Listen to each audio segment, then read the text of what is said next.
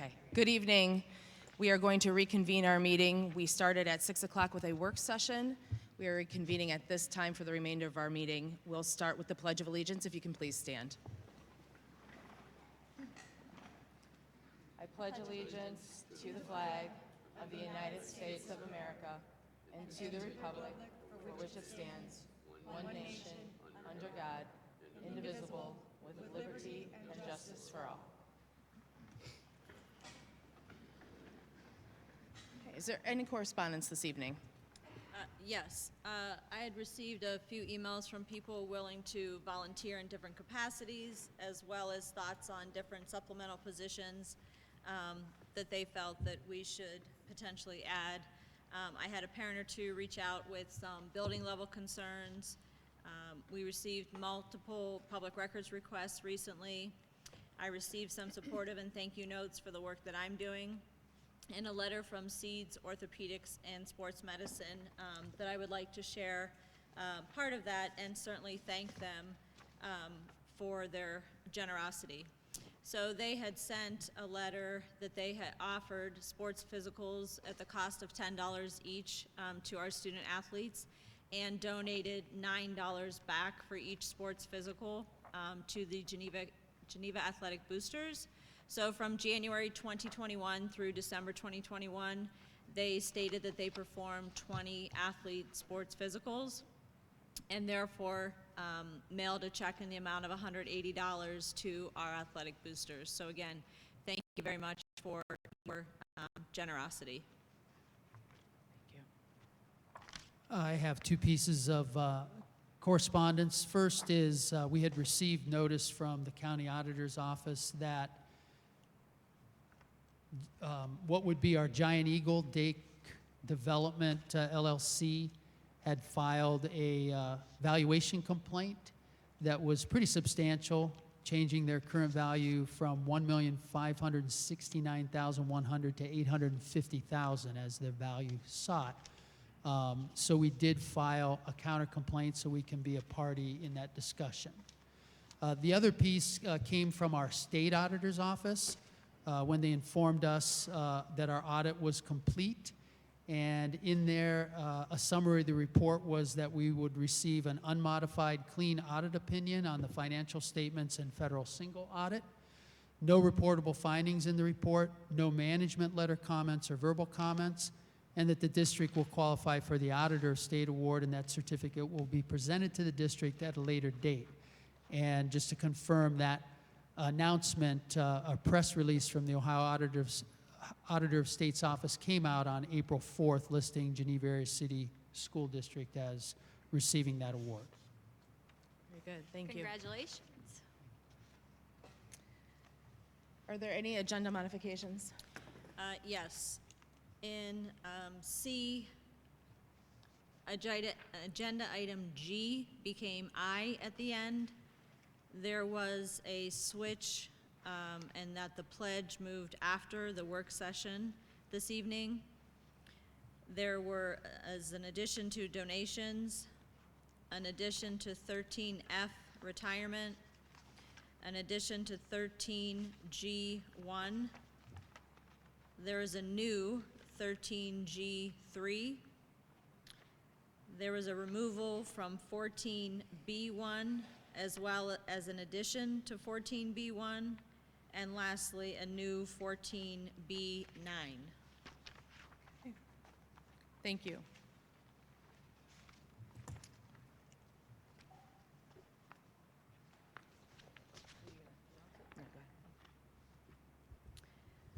So the next item on the agenda is the recognition of our Soaring Eagles. And I am thrilled to see how many students and their families were able to come out this evening. So thank you for that. The Soaring Eagle program was a student and staff recognition program that was implemented this year. And for all who have received this, they had their picture taken and posted to social media. They received a Soaring Eagle backsack.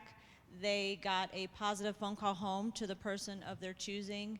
And additionally, the Board of Education would like to recognize them this evening as well. And I also want to thank the academic boosters because they are the ones who sponsored the Soaring Eagle backsacks. So I have invited also the recipients from the first semester, those who received the Soaring Eagles certificates, simply because it was the only board meeting the entire school year that we had to have virtually. And so we wanted to bring them back and recognize them in person as well. So even though they received their certificates, we still want to invite them to come up in a moment here, and we will recognize them.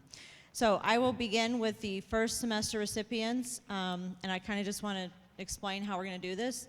So in a moment, I'm going to invite up all of our administrators, and they're going to go to the far end of the stage. I'll ask the board members to step around the tables, and I'll have all of those who are present from the first semester only for right now line up along the wall over here.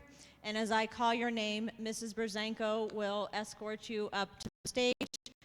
You'll walk over. I will congratulate you. We have a student, a high school student here, who will be taking a quick picture for us in which the parents will receive, and I will get those posted on social media. Depending on your level of comfortability, if you just want to smile and nod, if you want to shake our hands, do a fist bump, an elbow bump, whatever you're comfortable with, you can do, and kind of just go down the line through the board and the administrators, and then I would ask that you just exit down the steps on the opposite end of the stage. And then we will do that with the second semester Soaring Eagles as well, and at that time I'll ask them to line up. We'll call them up. The only difference for those recipients will be Mrs. Metzler will join me and present them with their certificate. We will still do a photo op, and again, kind of continue down the line in congratulations. So with that being said, if the administrators could come up.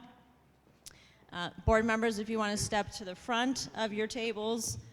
And anyone who's in attendance who was a first semester Soaring Eagle, if you could just sort of line up over by Mrs. Berzanko. And you may not be called in the order that you line up, but I'm going to go month by month in announcing those recipients.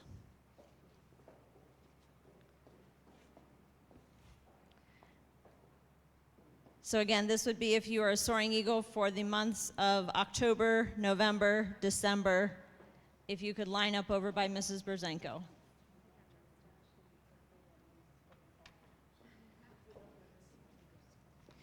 All right, and even if they're not here, I'm still going to announce their names. So in the month of October, we had our 5th grade teacher, Mrs. Nugent, from Austinburg. From Cork, we had 2nd grader, Silas Kinney. From GPS, we had 4th grader, Gabriella Cole. At the middle school, we had Lucas Tidwell. And at the high school, we had senior Kennedy Landris. Okay, well, unfortunately, no one from October is here, but yes, I think we should give them a round of applause. For the month of November, from Austinburg, Lucas Powers. From Cork, Emma Kinney, who I believe is here, or said she was going to be here. No, Emma? Okay. From GPS, Michaelin Brenneman. I hope I said that correctly. From the middle school, Paxton Galeazzo.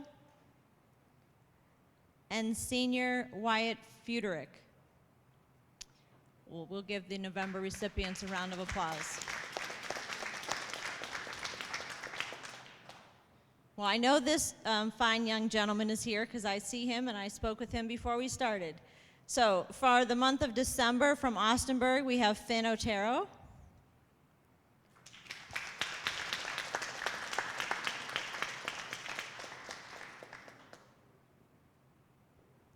You want to shake, fist bump? What do you want to do? All right. Congratulations.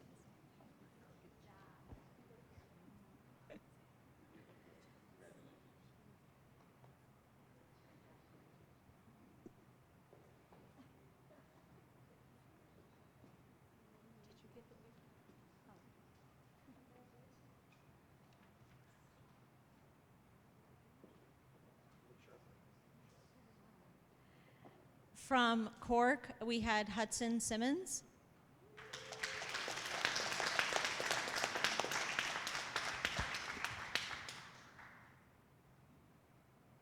What would you like to do?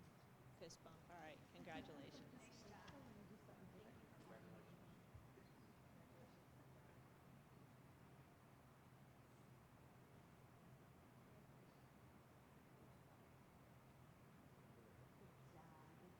From GPS, we had third grader Victoria Acierno.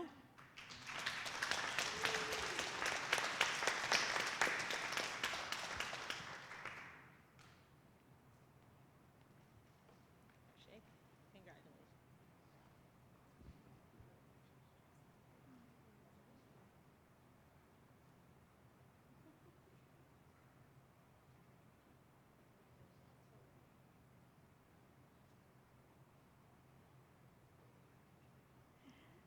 From the middle school, seventh grader Natalie Morales. And from the high school, we had freshman Trenton Para.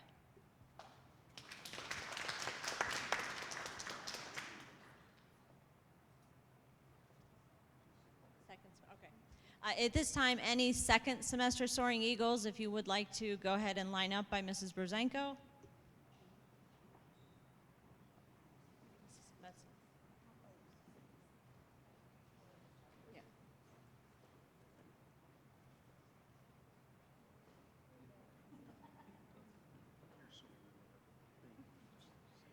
All right, starting in the month of January, from Austinburg, we had Sadie Nichols. From Cork, fifth grader Johanna Ali.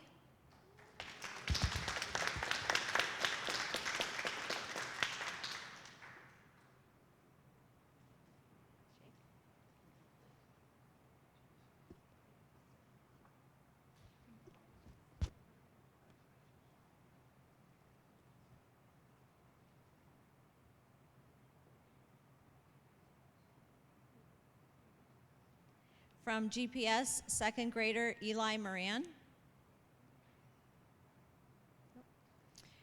From the middle school, sixth grader Grace Andrews.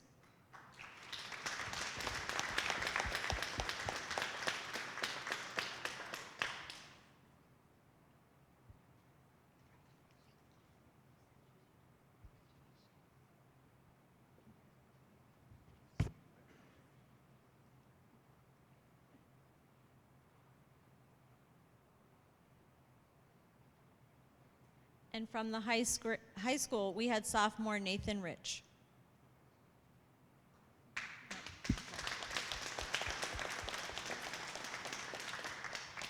For the month of February, from Austinburg, fourth grader Connor Shantz, I apologize, not present. From Cork, first grader Seth Mino.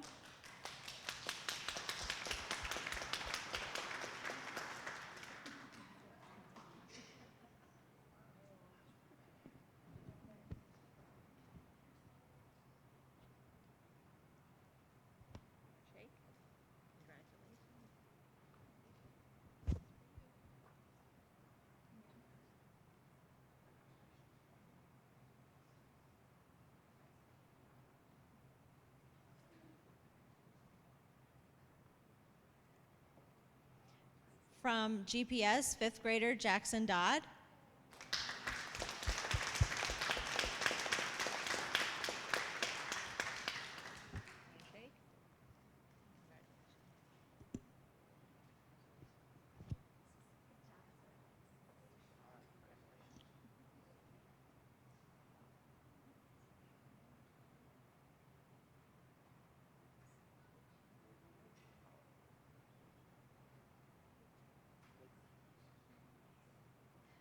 From the middle school, eighth grader Jacqueline Patterson.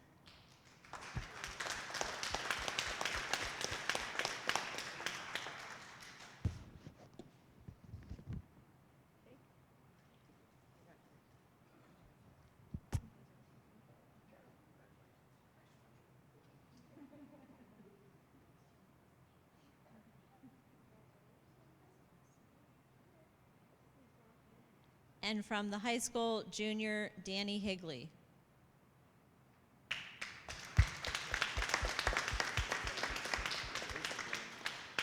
For the month of March, from Austinburg, we had first grader Kenai Navarro. From Cork, we had third grader Kendra Taylor.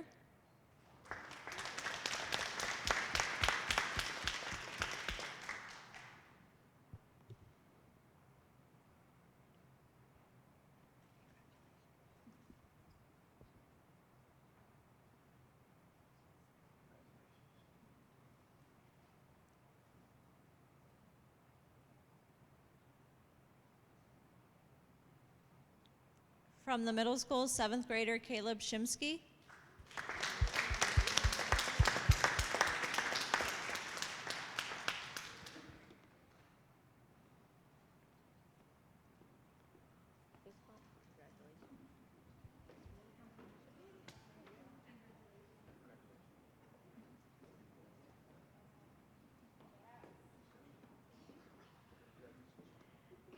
And from the high school, we had freshman Janelle Velez Kotz.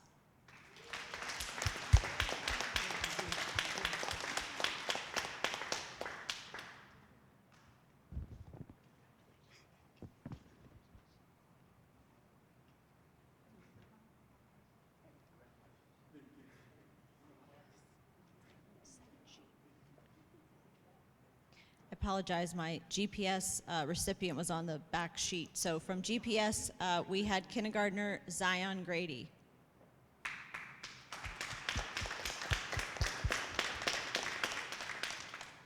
And last but not least, for the month of April, Austinburg, we had fifth grader Addison Watson, not present. From Cork, second grader Draven Reed.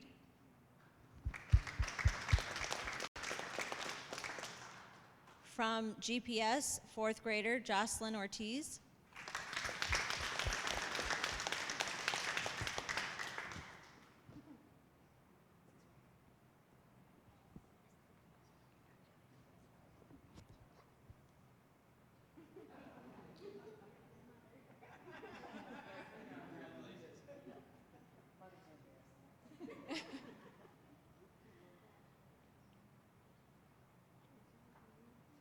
From the middle school, sixth grader Caitlin Frazier.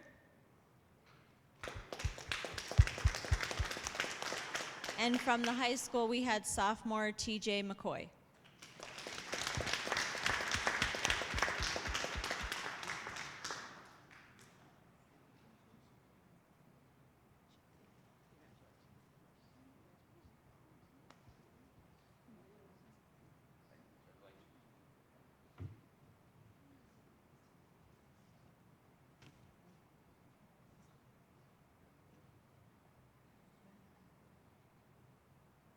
And if we could give one more round of applause to all the recipients.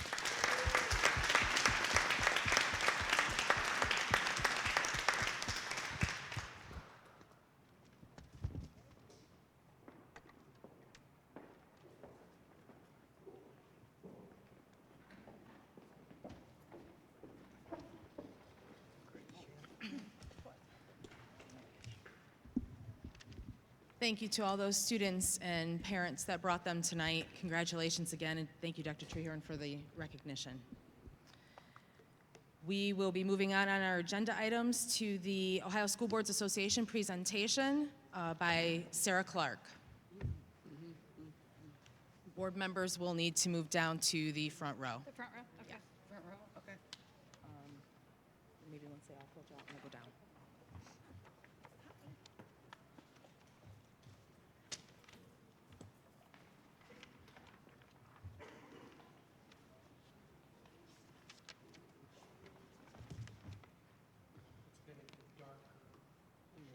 I just have a piece of paper. Oh, I'm okay. not gonna take- We don't got a folder for this. I don't think.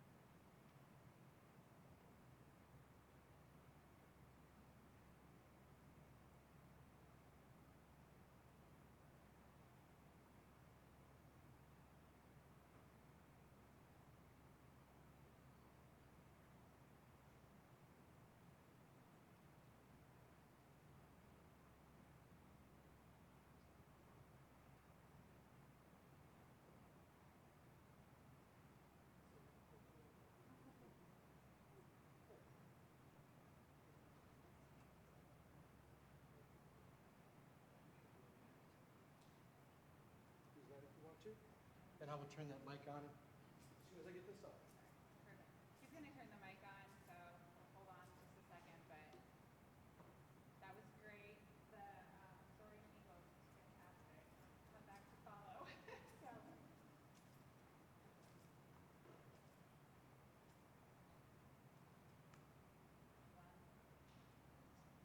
It's warming up.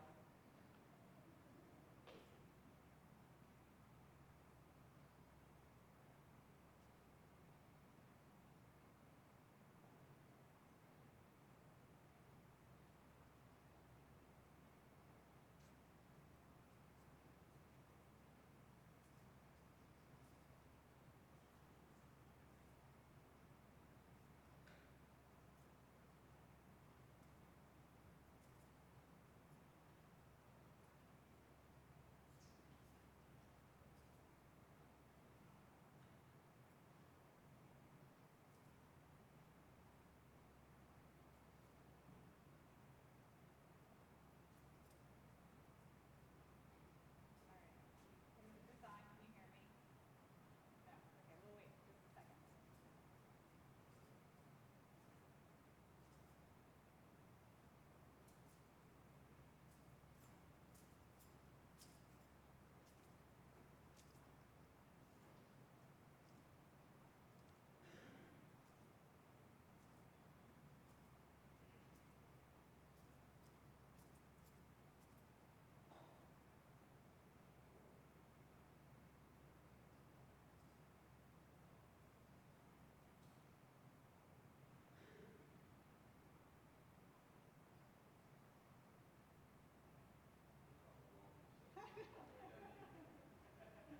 Wish I had jokes. All right, can you hear me now? Yes. Okay, great. Well, I'm happy to be here. Thank you so much for the invitation to join you. Again, my name is Sarah Clark. I'm from the Ohio School Boards Association. And I am here to talk about public participation generally and sort of what you as board members can and should and maybe are permitted to say and not say in response to some of those questions. So we've seen at OSBA across the country an increased volume of public participation at board meetings across the state, across the nation, and that has generated a lot of questions across the state about public participation generally, regulating comments and behaviors of the public, and interacting with and responding to the public at your meetings. At OSBA, we provide legal information to school board members across the state, and this has been a frequent topic of discussion for the division this year. So we've given similar presentations across the state, and I'm happy to be with you this evening to talk about this. So this is our disclaimer. We at OSBA provide legal information but don't give legal opinions or legal advice. I know you work with board counsel, and certainly every district across the state has board counsel that they work with. So if you do have specific questions that require legal advice, that is the appropriate person to ask those types of questions to. But I'll give some general legal information and sort of some experiences from our perspective, of the statewide perspective. So we're going to start with just what is required under the Open Meetings Act. So the Open Meetings Act is also known as the Sunshine Law. You may have heard it called that before. That is a legal requirement that requires your meetings to be public meetings that are open to the public at all times. So this statute requires public officials, including school board members, to take official action and conduct all of your deliberations on official business of the board only in open meetings. This open to the public language, though, that is highlighted on the screen doesn't necessarily guarantee the right to the public to speak at those meetings. So there isn't a legal requirement at either the state or the federal level that board meetings afford the public an opportunity to comment or to otherwise participate in the meeting. With that said, obviously there is a tremendous amount of value of allowing and encouraging the public to have meaningful input in the decision-making process. And so even though it's not legally required, many boards across Ohio and across the country do set aside time for the public to speak at their board meetings. And so once the board makes that decision, there are some things that the board needs to balance when managing the public participation portion of the meeting. So obviously, there is some interest in allowing, or the public has interest in having debate and in having commentary, and there is value in allowing and encouraging the public, as I said, to have meaningful input in the decision-making process and to air various views. But there is also sort of counter to that, the ability of the board or the desire of the board to have and conduct efficient meetings. The court cases that have come out when there have been issues with public participation have recognized the board's significant interest in conducting orderly and efficient meetings, and have held that chaotic meetings are ineffective and can also deny other people's participation or the ability to participate and have their voices heard. So to strike that balance, what they have come up with as a court system is to say that you aren't able to regulate the identity of the speakers or the viewpoint or the spoken words that people are saying, but you can impose what are called time, manner, and place restrictions. And those are things like you can be limited to 5 minutes of participation, you have to sign in. Those are pretty common restrictions that are in place across the state and across the country that have been upheld as the ability to sort of regulate your meetings and help them run more efficiently. The other sort of balancing aspect, which is really the one that we're going to focus on a little bit more today, is this balancing of a desire for transparency as a board, where you want to provide information to the public so they can understand the whole story, or prevent speculation on potentially the reasons why maybe something took place, and balancing that against the need to protect student, employee rights, potentially district legal obligations or responsibility. And so we're going to talk about that in the context of some of the areas where these balance issues can come up for school districts across the state. The first one is in the area of personnel matters. So like I said, there's a lot of different areas of balance. In this area, frequently, there is an interest in the public to ask questions or maybe present suggestions or requests about their concerns about district personnel. And there is also the balance of having the right of staff to have their individual situations reviewed in a fair, professional, and complete manner. And so how do you strike that balance between those two different rights or goals? And what a lot of districts will do is that they will adopt and impose and follow review policies that are really designed to address potentially complaints or grievances and make sure that those situations are reviewed in a fair, professional, and complete manner. I'm sure we all know that matters that are involving employees, just like any employment, are rarely simple situations. And so in order to discern the truth and make sure that there is a fair outcome, a thorough review needs to be taken place every time. And those review processes may look different depending on the circumstances. And so we encourage boards across the state to check their policies to see what those policies look like. Not all of those policies look the same, and not all of those policies are tracking depending on the circumstances or what the underlying issue may be. So check your policies, make sure that you're familiar with those, and make sure that you're following those consistently. And as you work through those different levels of support or the processes, those may trigger additional responsibilities or additional policies to investigate responsibilities or investigative responsibilities for the district. So use those policies consistently, make sure that your community members are aware of those policies so that if they have questions or they have concerns that they're aware of those. Some of those policies, I know they call them chain of command policies, they call them public complaint policies, so they're called different things in different communities. Like I said, you may have other policies that get triggered when a certain complaint is raised, so make sure that you're familiar with where those policies live and sort of what those policies look like. The other thing to sort of factor in with personnel matters is that the timelines for those reviews or those processes don't always necessarily align with a public meeting date, right? So there are going to be times where you don't have full information when it's time to have a board meeting. So it's not appropriate to release partial information that violates an employee's due process rights or that presents an incomplete picture of what's going on. So the school district, just like any good employer, should be judicious in performing a fair and a professional review that's in compliance with those policies, and not release incomplete information while that process is underway.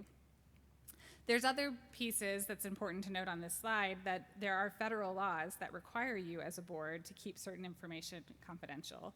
And so there are specific matters that aren't for public consumption, things like medical information, the results of criminal record checks, personally identifiable student information, which we're going to talk about in a second. But those types of things also shouldn't be disclosed. You shouldn't be disclosing that information without the consent of individuals. The Americans with Disability Act, the Family Medical Leave Act, both of those federal laws have clauses in them that prevent employers from disclosing certain medical information about an employee, and requires you to keep, as an employer, that medical information and treat it as confidential. So how can you sort of balance these rights as a board member? Maybe how do you discuss these potential underlying concerns without revealing the confidential information? Again, I think it is sort of this balancing act, right? So you have to protect the confidentiality of the employee who's being investigated or who potentially has a medical condition, but you also need to communicate potential changes in the team environment, with the potential impacts that are going to occur with staffing and services. So there are some options. The EEOC, which is the governing body who has sort of the responsibility of ruling on some of these things, theirs is a very, what I think is a very stiff answer, which is the district is acting for legitimate business reasons and in compliance with federal law. I think that some of the other language that you could use are, many of the workplace issues encountered by employees are personal, and in these circumstances, it's the employer's policy to respect employee privacy and ask if they have questions about the potential impact on the workplace, the individual student, the project at hand, and address those as opposed to the actual individual personnel matter. The next one that I wanted to talk briefly about is discussing student matters. Similarly to the personnel matters, there are federal laws that protect and prevent the board from disclosing information about students. The Family Educational Rights and Privacy Act, which is more commonly known as FERPA, is a federal law that prohibits school districts from disclosing personally identifiable information from students' educational records without the consent of the parent, unless there's an exception that applies. And so that requires you as a board to maintain the confidentiality of student information unless the parent of the student or an eligible student has consented to that release. So the impact of that potentially could be that complaints that come up about students or information that you receive or are asked about would need to be discussed in potentially executive session or at some other time, and shouldn't be discussed during public participation or during a board meeting. Parents have the ability to waive this right. So a parent could certainly talk about their own student during public participation, but the district shouldn't be responding to that, shouldn't be answering questions about that individual student or allegations about that student. And the parent does not have the right to waive that on behalf of anyone other than their own child. So they shouldn't be coming up to the microphone and talking about other students. There are other potential topics that shouldn't be discussed. Another one is legal matters. So the attorney-client privilege is a doctrine that allows communications between a district's attorney and their clients to be protected and not disclosed. That privilege is lost when the document is forwarded or is otherwise shared with a third party. So we caution board members to be very careful about sharing language from communications that you've had with your attorney with the public, because once that privilege is lost, it is not just lost against the party with whom you share that information, it's actually lost to everyone. So be really mindful about those communications. There are boards that waive privilege intentionally because they want to share certain information with the public, but generally that is a decision that is made with legal counsel to make sure that the whole board recognizes the implications of what such waivers does. And then, as I mentioned earlier, there are some things that you're not going to be able to waive because of the protections that are offered by other laws. And then some other categories. So these are things, there is As you know, executive session allows you the privilege of talking about certain topics in closed session, behind closed doors, and personnel matters, other matters that are required to be kept confidential by law. Those are two things that show up on the list of executive session topics, which would cover the topics that we've just discussed. Others include preparing for, conducting, or reviewing negotiations or bargaining sessions, details about security arrangements and emergency response protocols, and the sale and purchase of property for public purposes. There's a reason that these show up on a list of topics that are appropriate to discuss behind closed doors. Obviously, if you're having discussions about security arrangements or emergency response protocols, that could potentially jeopardize the security of the district or potential school buildings or the students in those schools. Discussing the sale or purchase of property in open session or in response to questions that come during public participation could potentially give an unfair competitive or bargaining advantage to an individual whose interests may be adverse to the district's or to the general public interest. So those would be matters that potentially you would not want to have or back and forth conversations with in open session. And then a general slide just about sort of public participation and the ability or general comments is public participation is really a time for the public to speak. So it is a time for the public to comment on educational issues, to express themselves on school matters of community interest. It is not generally a time to engage in Q&A, questions and answers with board members, or back and forth dialogue. And typically across the state, board members do not answer questions during public participation. As we mentioned, it may actually be inappropriate to answer some of those questions during public participation time. You also should not engage in a Q&A or a dialogue with the public on a subject that you're not prepared to discuss. So there are lots of different options for you as board members if questions come up that you may not have all the information for, or that fall into one of these categories of topics that we've already discussed. You can certainly give factual information. So if something comes up on, for example, on a competitive bidding project or property, sale of property, you can make a statement of factual information, such as the deadline for that is on, the deadline for submitting bids on that proposal is July 1st. You can refer them to policies. Every school district obviously has policies in place that talk about how different investigations or grievances or complaints are handled. And I know there are a number of districts that have started, in addition to providing those copies of their public participation policies, they've started to provide those as well. So both how do you communicate with the board during the meeting, as well as how do you communicate with the board outside of the board meeting. And so referencing those policies or reciting existing policies in response to questions that come in, and sort of routing your board or your public members of the community appropriately is one option when those matters come up.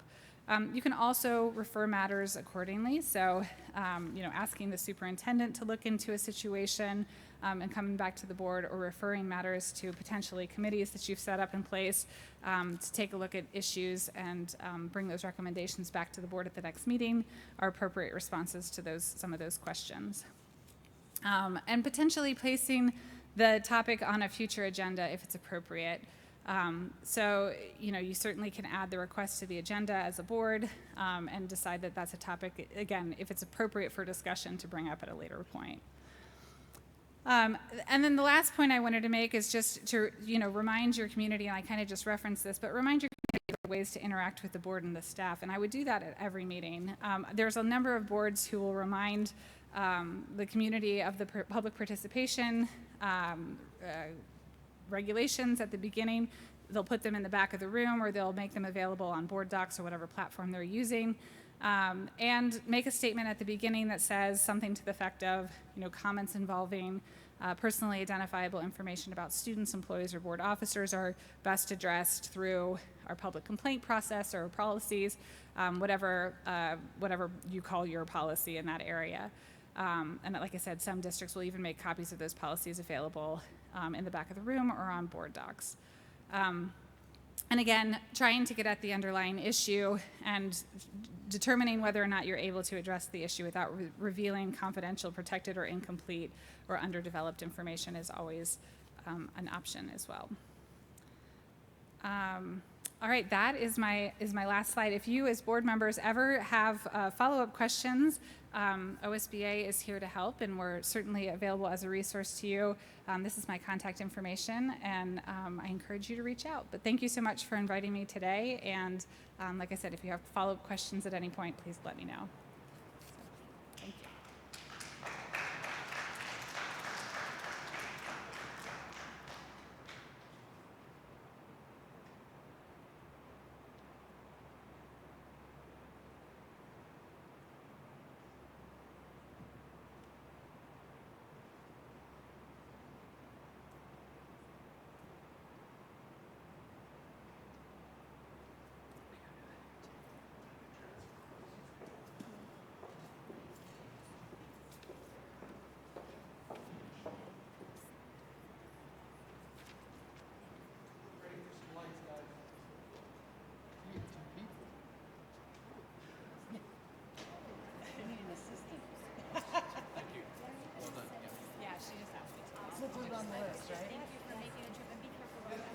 I'm going to see. Okay. I don't know how to eject this.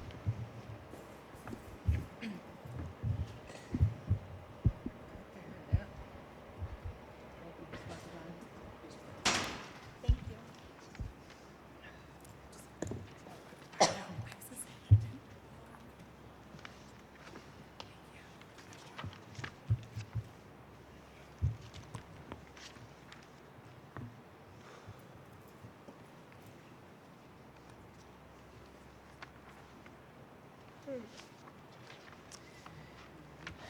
Okay, as we're moving on, I'd like to thank Sarah Clark again for our continuing education and the presentation that she gave to the board to clarify matters for us as a board and to help run better meetings.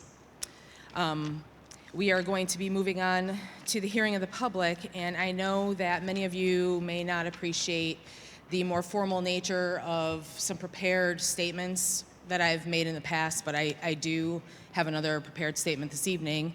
And the reason for that is because I want to make sure that I get all the points out that I'd like to make without misdirecting or giving misinformation. For those of you that are not aware, a frequently asked questions document was posted to our Geneva School District website last week. I would invite you to take a look at the document posted in the news section to get some clarifying information about topics that have been raised during the hearing of the public section of our previous board meetings. Additionally, we have made hard copies available this evening on the back table by the agendas. I don't know if there was enough for everybody, but there were certainly some back there. It is our intention to continue to provide accurate information to all of the stakeholders in the district, so we are contemplating a permanent spot on our website for addressing questions and concerns that need further explanation or clarification. We will let you know the status of that action as we move forward. As the frequently asked question document was one of our first steps, another was to reach out to a couple of our community members that have voiced their concerns to us and who have suggested that having a conversation can help all parties communicate better. We asked if they would be willing to meet with myself and Mrs. Ortiz to see if we can all come together to work towards a common goal, address outstanding questions, and move the district forward in a positive direction. They accepted our invitation, and we had a productive meeting on May 4th. While Dr. Treharn expressed her desire to attend this May 4th meeting as well, our community members felt a follow-up meeting with Dr. Treharn after this first conversation would be more beneficial. So I'm pleased to say that the second meeting is scheduled for next Tuesday, and we are hopeful that that meeting is well received. I will reiterate that this board and superintendent hear you. We will be trying to improve our ability to clearly communicate with our district staff, families, and community members. We value being able to hear your views, thoughts, and questions, and hope that we can all work together to make our communication efforts more constructive and focused on moving our district forward toward providing our students with the best education to be had in all of Ashtabula County and the surrounding areas. With that, I'll just remind our speakers, this section of the meeting will be a total of 30 minutes. Each speaker will have 5 minutes to speak, and you will be alerted when you have 30 seconds remaining of that 5 minutes. We'd ask that you come to the front microphone and make sure that you state your name and address for the record. And we will be having another 30-minute hearing of the public at the end of the meeting if we run out of time now.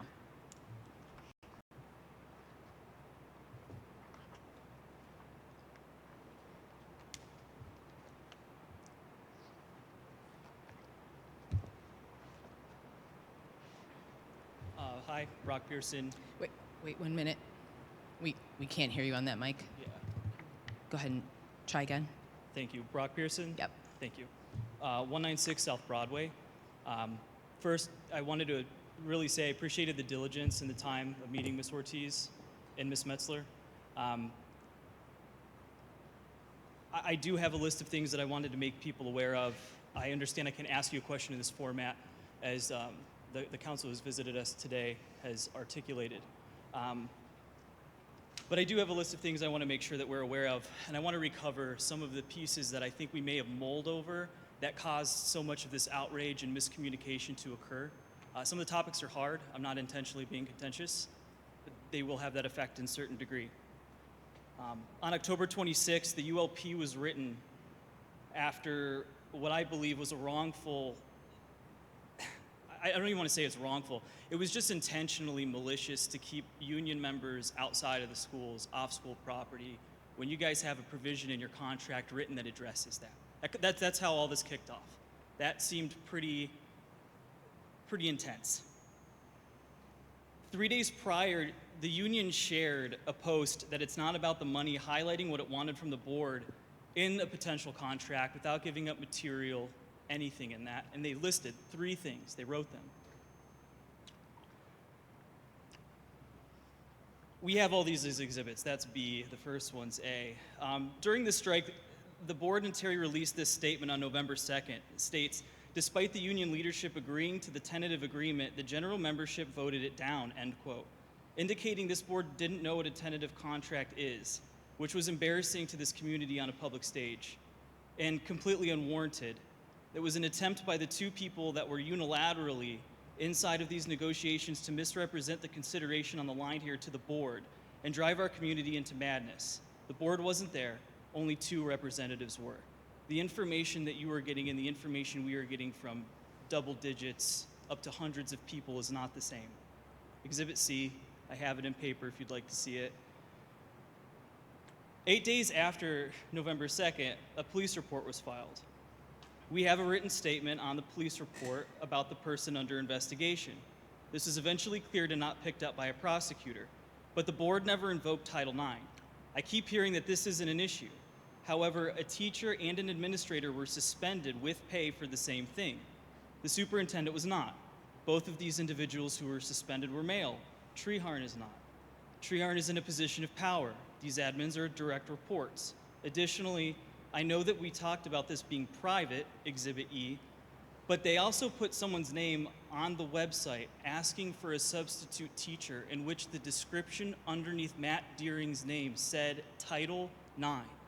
I do not understand how that process would be respectful to the investigation that this gentleman was cleared from, because there wasn't even a true plaintiff. It was someone trolling him on the internet, and it was investigated like a true Title IX claim. I had no police report. Please see the public record request, specifically that says, quote, hidden, so blatant that the page actually has this on it, Exhibit F. This email is in reference to a conversation occurring on March 9th. Please see the public request, not including an email from a Miss Gibbon related to my request. This is something that was related to my request I already was in possession of, but when I did my public records request, I did not receive. That production was redacted with a Sharpie. A minor's name was produced, and I had to let the board know by email by 10 p.m. Kevin Lillie was notified I would return the physical copies and confirm deletion of all digital files. In 9 years of work in this field, I have never seen a worse public records request, or one that even having been, quote, reviewed by counsel, end quote, still had a minor's name visibly on it. Speaking of glaring violations made in bad faith, I believe that Geneva's executive session is not done correctly, despite the guy who built great, his employees and his friends saying so, most of which have served on this board. Here's an example of the proper procedure for executive session done by Ashtabula County Board of Developmental Disabilities, a board that Michelle Krieg chairs. Exhibit I. You'll notice Geneva's 30 motion seconds. is not specific enough, and there are conversations about official business being done somewhere outside of board meetings. Either that or freshman cheer and the board office proposal issues appeared from thin air. Exhibit J.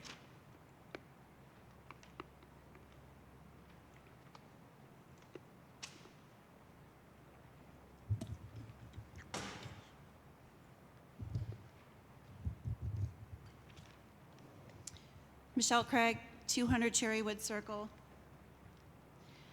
Lastly, after the glaringly bad faith negotiations, after the intentional misdirection of the board, after harassing and pretty pathetic attempts at intimidation, Robert's rules won't be able to save your credibility at this point.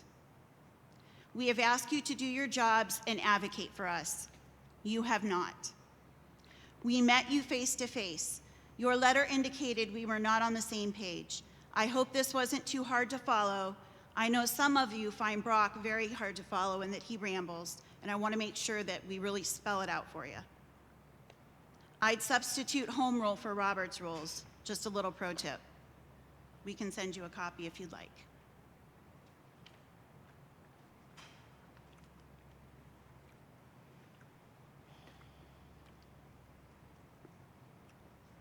Hi, Mary Allison, 5076 Lake Road East, Geneva.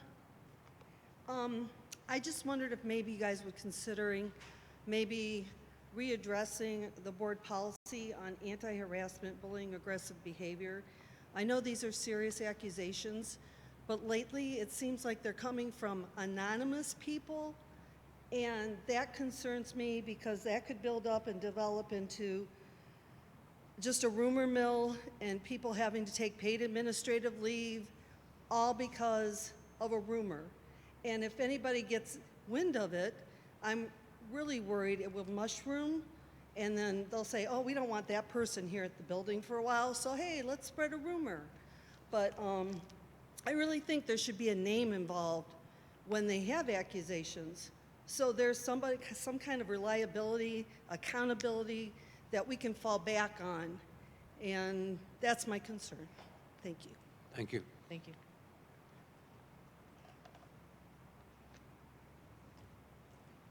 Are there any other speakers at this time? Okay. Thank you all. We will need a motion for the approval of the minutes. So moved. Second. Is there any discussion? Roll call, Mr. Lillie. Mr. Arndt, Yes. Ms. Fisher, Yes.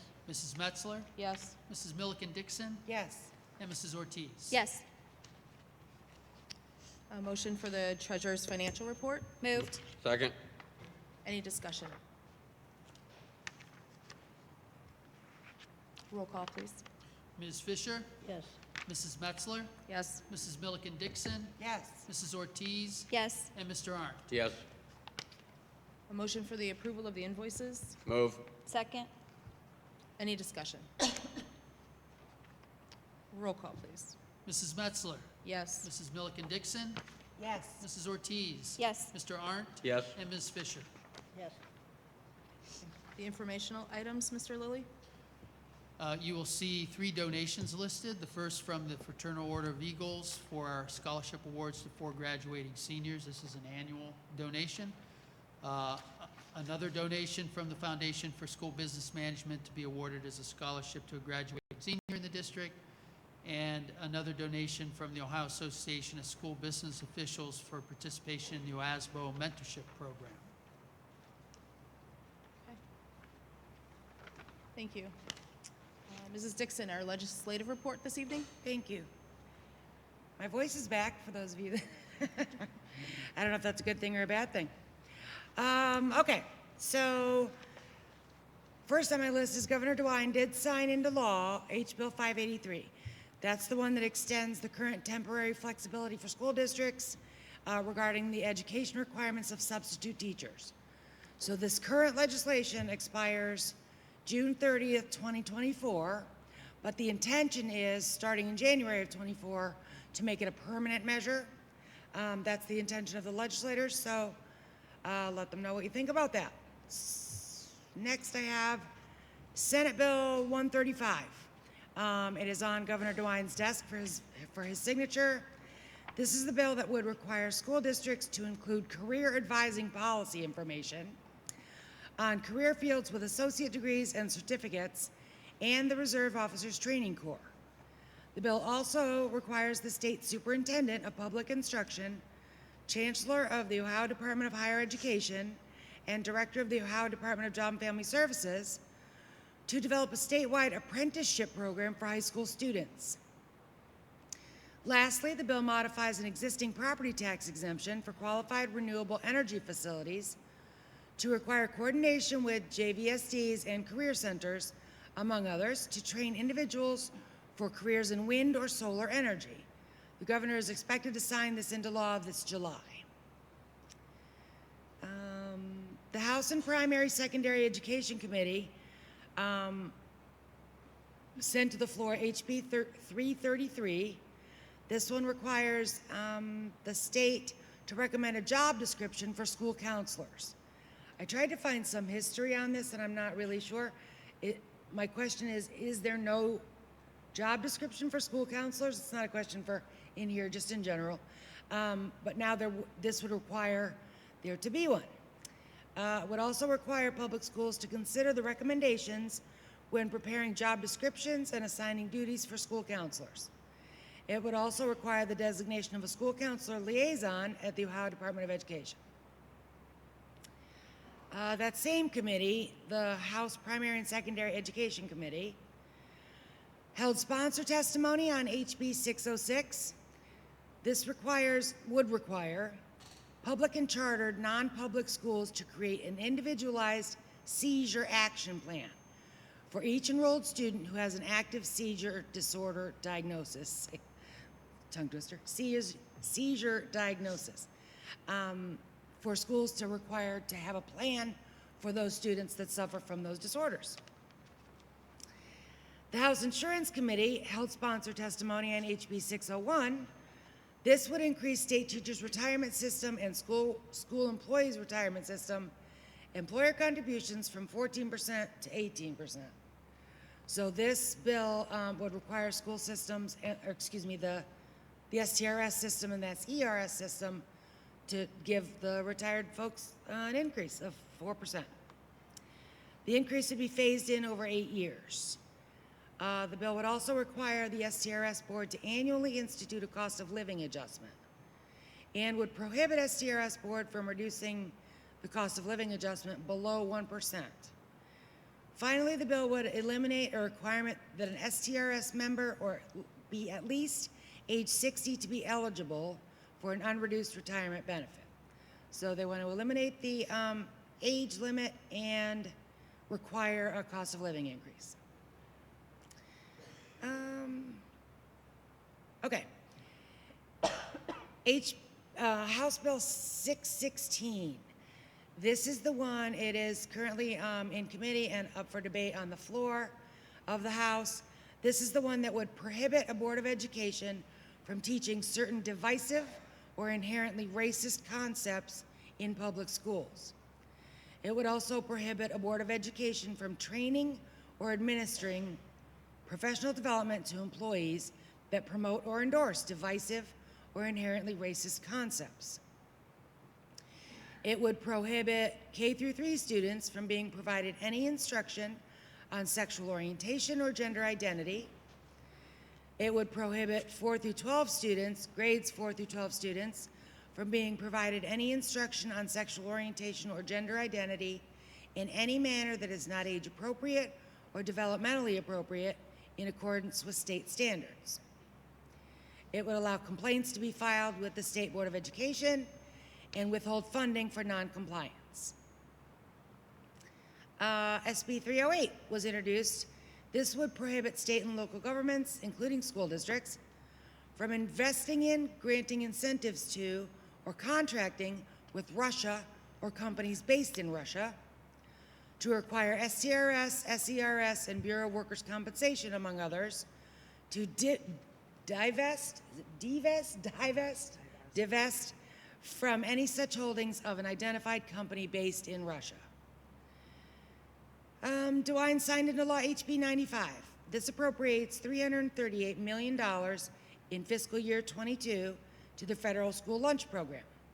So they approved that number, and it's $338 million for whatever that's worth. Senate Bill 135 got signed into law. This is the career advising policies. Sorry, I'm repeating myself. I apologize. Part of that was from last month. Last month, it was up for a vote and went to DeWine, and he has signed it. The career advising policies information, providing career guidance, and those sorts of things that I spoke of a minute ago. And the tax exemption, yep, all of that, okay. And last but not least, the House Primary and Secondary Education Committee held a third hearing on HB 497. This would modify the English language arts assessment to be administered once in the third grade and to eliminate retention under the third grade reading guarantee. So currently we're under legislation that tells us that third graders must pass this ELA assessment in order to be promoted to fourth grade, and that this legislation is turning that other one over so that that's no longer going to be the case. That's all I've got. Thanks, everybody. Thank you. Thank you. Ms. Fisher, our ATEC report. Yes. I have 5 separate items. May 27th, this week from Friday, will be the Senior Awards Night, which is the ATEC equivalent to graduation. They'll be held over at Lakeside High School in their auditorium, or maybe the gymnasium. The second item is that John Whipple, who has been working for ATEC for 44 years, has announced his resignation and his retirement. He has started as a he said he got confused as to how many years he'd worked there because he was married for 43 years, but he worked there for 44, and he kept confusing which of the two was what. The third item was that the enrollments for next year are the highest they have ever been, a total of 712 at this point.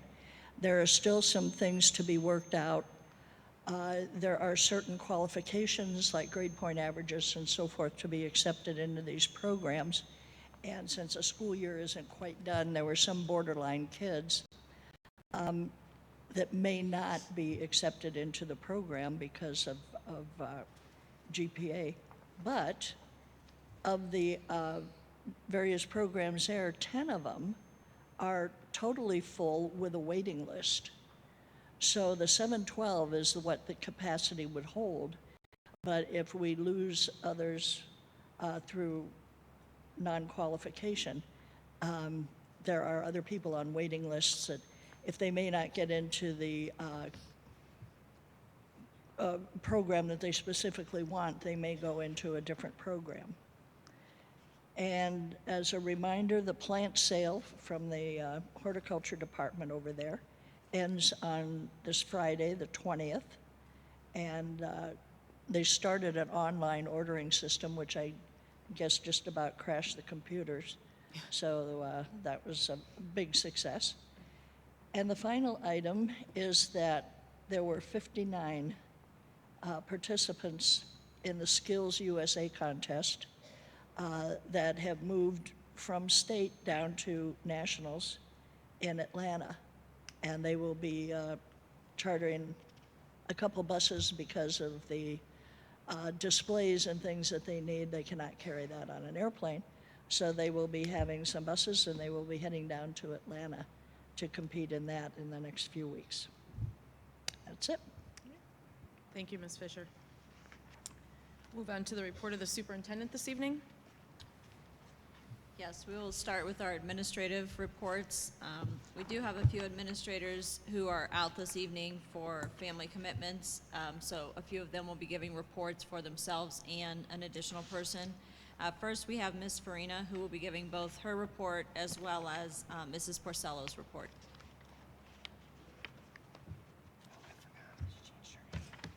All right. So first off, I'm going to start out with Mrs. Porcello's report, the special education update for May. The Ohio Department of Education released its updated special education indicator targets. This document is included here for everyone to review. The final document explains the process that the Ohio Department of Education went through to determine the targets. She also included a link there on that page with more information about where the committee started and what other options were eliminated for each target. Also, everyone has been waiting anxiously for the Dyslexia Guidebook from the state, so that was approved by the committees at the special meeting in April. The committee is expected to release approved Tier 1 and Tier 2 screeners by the end of May. At that time, the district will have to adopt screeners and a progress monitoring tool this upcoming school year, and then all K-3 students will have to be Tier 1 screened. All right, so that's your special education update for May. We're going to slide over to GPS. We've had a great month in May so far. We finalized our state testing the first week. It was also Staff Appreciation Week. We have a fabulous parent-teacher organization. They provided meals each day for our staff. And they also did a raffle, which everyone loves. They got gift baskets, donations from local businesses, and then everyone that worked in the building had an opportunity to win a prize. So it really was a great week for everyone. Also, we had May 6th off for compensatory day, so it really, topped the week off. So last week, we tried something new. We haven't had a lot of field trips due to COVID. Typically, we'd have COSI come every year in November and spend 2 days with us. But we actually did a program through Lake Metro Parks last week that our PTO found. It's called the Apollo Project. It's actually their largest project that they do. Apollo is actually the eagle. So we did 2 assemblies because we still have to do distancing in the school. We did a K-2 assembly and a grades 3 to 5 assembly. And literally all they did was show us 3 different birds. And I've never seen the children so quiet before and engaged. So they saw an owl, they saw a falcon, and then finally Apollo came out at the end. So I was able to put the video there on Twitter, on my Twitter link. Also, we had many parent volunteers that helped that day, so everyone had a chance to understand the adaptations of eagles, their conservation, and the threats to the population that still exist. So that was a fabulous time for everyone. And then last week topped off with the much anticipated Ag Day, where all the first grade students get together in the county. Doesn't that sound fun? So they learned about where their food comes from at the Ag Day. It's sponsored by our County Farm Bureau and the OSU Extension Office. And the teachers love it, and they really wanted to go, and we didn't know if it would be in person or virtual. Unfortunately, it was in person this year. So everyone had a chance to interact there. Activities ranged from butter making, learning about soil and planting tomatoes, to learning more about farm animals and the origins of their food and the fiber people need. So, it was a great time.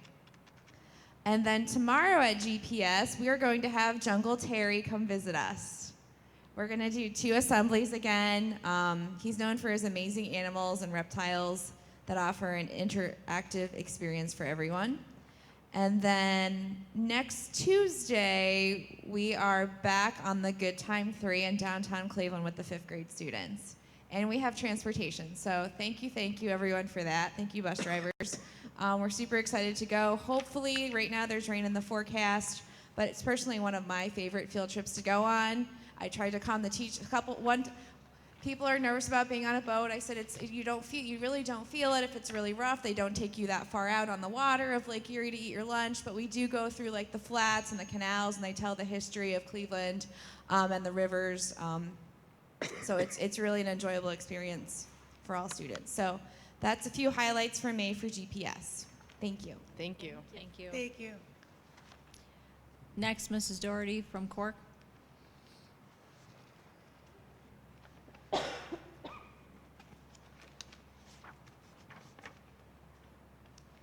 Good evening, everybody. I'm glad everybody's here. Nice to see you all. Just some things. I will, of course, we like to copy each other as we're talking, but we did have PTO, our PTO as well, did treat our teachers and staff for teacher appreciation, so it was really nice. They always do lunch for them and hand out some gifts, so it always is a nice feeling during that time. And then also Ag Day. She explained it all very well. The kids had a great time. We were glad the weather cooperated. And so it was very nice for us to be able to go. Some things happening at Cork. We do like to report on things happening mainly in the classrooms. We are continuing, we've been continuing with our extended learning after school.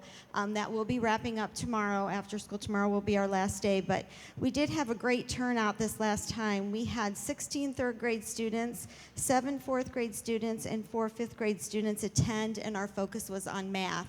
And I do believe they did have fun while they were learning. There were a lot of games going on. I mean, because they're staying after school for another hour, so we want to keep it light and just practice our facts and just do some fun things to reiterate our learning. We had 3 teachers this time as well, so it really worked out. I was really proud of all of them for working so hard with that, but we will be wrapping that up. And then calling all actors, the high school thespians came in to visit under the direction of Robin Christopher. She did a great job. She leads the students wonderfully. The students came in, they handled all the production, everything themselves. Marissa Serafine, a former Cork student, she was the stage manager. She contacted us. She did a great job. And it was for grades 3 through 5. They attended the assembly. I have never seen an assembly where the kids sat there and just were so engaged in it, and they didn't talk to each other. They laughed. It was funny, and it was a wonderful experience. I can't even explain how wonderful it was. And then they had a question and answer session afterward, which the kids had wonderful questions, and the high school students did a great job with them, explaining that, you know, there's a lot more than just being the actor on the stage. There's a lot of other things that go into a production, and it was really quite amazing, and I just can't thank Mrs. Christopher enough on just what the positive influence she has on these students, and she had on our students that day. It really was a great time, and our students asked some very wonderful questions too, so that was nice, and I appreciate them taking the time to do that. And then some things happening in the classroom. 5th grade's been busy. Mrs. Ball's class is working on a WebQuest, Ancient Civilization. She's using Info Ohio. That's a digital licensing, high-quality digital content. So you can go in there, you can find everything. There's lessons for teachers. There's information for students. So there's a lot in there, and we're trying to use that a little bit more to gather some information. So they're working on that. And then they're also working on a volume zoo where they're creating animals based on some math, some prisms. So they're having a fun time in there right now too. And then 5th grade as well. This is our time of year for 5th grade. We'll be sending them off here soon. A lot of activities going on with them. They're working on an essay for our local Hrina-Treharn group. And the Hrina-Treharns every year judge their essays. And this year they're inviting the winner to read their essay during their Harpers Field Memorial Day ceremony. So that's kind of exciting. And of course, we're not done hatching eggs. Mrs. Bowser has now started hers. It's a tradition going on, but it really is something that the 2nd graders do remember. Go ahead, ask any student 3rd grade on up, and they'll tell you that they remember that, and it was wonderful for them. I did add in here as well, Mrs. Bowser's also implementing talk time. I think I brought that up before, but it has been really successful, especially with our students needing that one-on-one time, needing to learn those social skills after COVID, and it really has been a positive change in her classroom.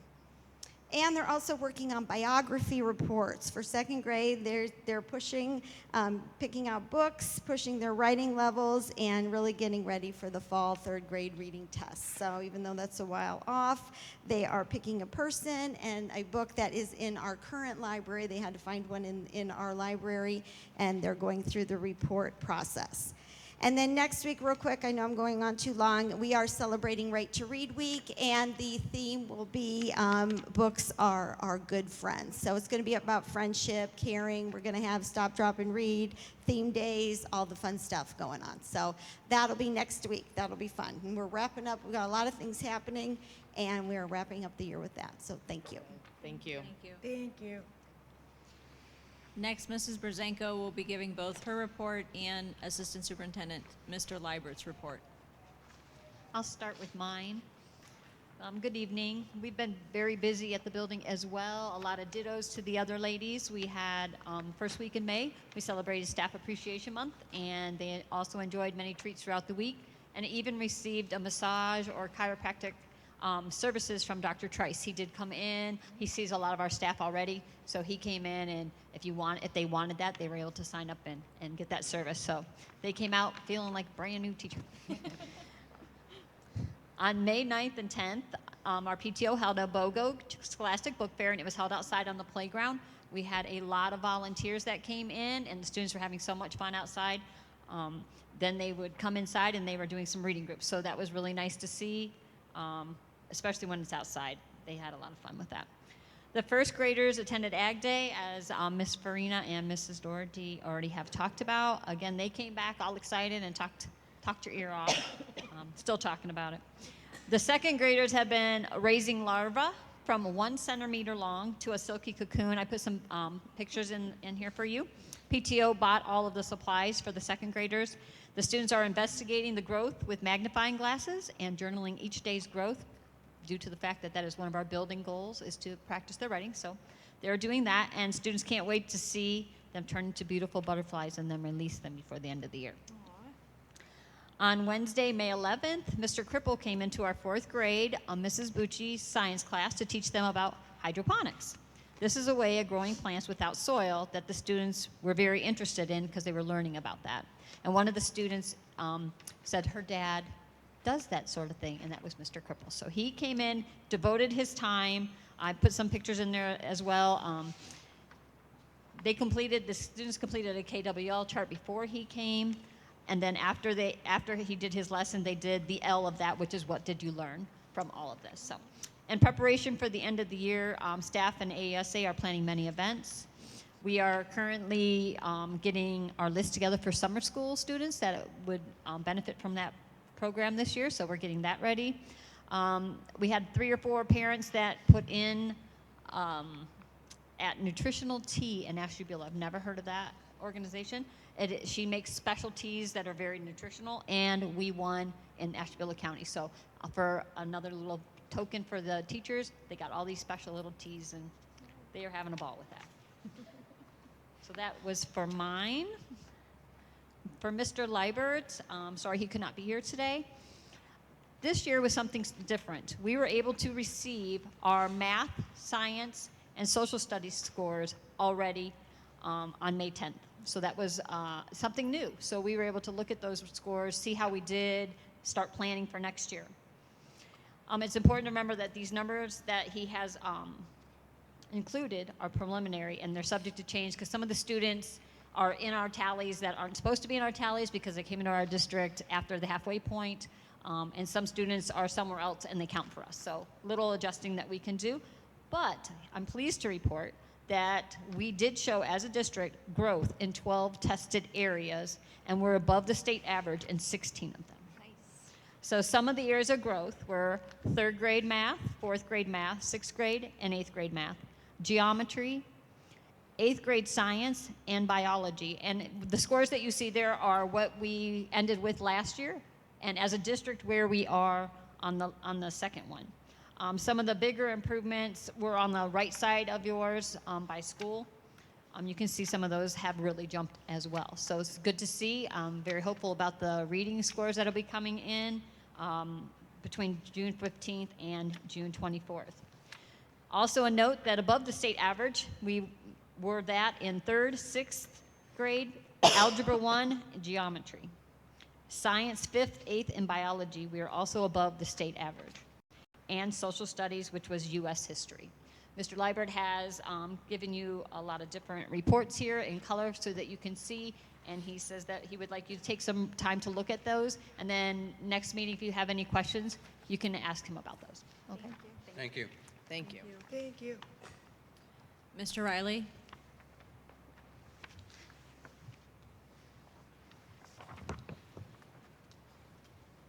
Good evening, everyone. First off, let's take a look at the spring sports update because we were wrapping that up. Very pleased that the boys and the girls track teams both won the CVC League meet early in the year. We had a couple of nice trophies on display in our office, so that was great to see. And then from an individual situation, we had Dane Sapkowski, who's an 8th grader. He had qualified for the 400-meter race at the state level. He went into that level in 15th place. He wound up finishing 13th in the state with a time of 54 seconds, which is a new school record, which he shattered multiple times throughout this course of the school year. It was kind of neat that Dane was the first time ever that a middle school student from Geneva had gone to states. So that was a pretty big accomplishment, and we gave him a little bit of a clap out on that day in question right before he went to the meet, and he was overjoyed. He was shocked that we actually kind of stopped school for about 3 or 4 minutes to allow him to go through the building and get a clap out. He signed some autographs apparently down the 8th grade hallway. So it was neat to see. Boys tennis, they are finishing up their season very shortly. There's 21 students on the team. Had a chance yesterday to go out and kind of look for a few moments there. They had also kind of a tennis skills camp or session going on. There were over 40 students moving side to side on the court, working on some eye-hand coordination with the tennis balls. So that was, you kind of take a look at that. That's one aspect of it. What I looked at was 40 students smiling and laughing at the end of a day. And that was really brought some warmth to my heart to kind of see that kind of going on there. The next couple of items on there are kind of really about transitions, more or less. Obviously, our parent booster group is still doing well. We have one more meeting tomorrow night. They did a they sponsored the straight A donut breakfast. Currently, there is a scholastic book fair.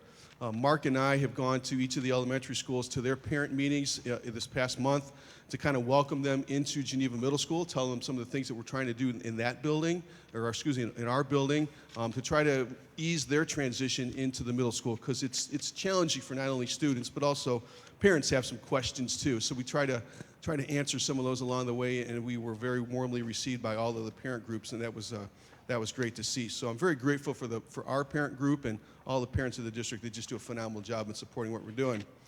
With that transition in mind, we are also hosting the elementary schools. 5th grade students are coming up next week, and they're going to have a 5th grade school-wide transition days on those dates. We're changing up the program just a little bit from what they've done in the past, trying to make it more student-centered this time through. The students will be coming, and we will have them rotating through 4 different sessions, or 4 different stations. They're going to visit our robotics class in the morning announcement group. They're going to see some band situation that's going on there. They're also going to see some wood shop. And then we selected 12, what we're calling them, middle school ambassadors that are at the 7th grade level that we selected. And these 12 students will be taking the groups of the elementary school students through the building. And one of the parts as they're giving the tour of the building, one of the aspects that these 7th grade students will be doing is they will be sitting down and having a Q&A with the 5th graders and kind of talking to them from a student to a student's perspective. Sometimes the questions that they come up is, how do I work a lock? Where are the restrooms? Am I going to have classes with my friends? How long do I get from point A to point B in the building?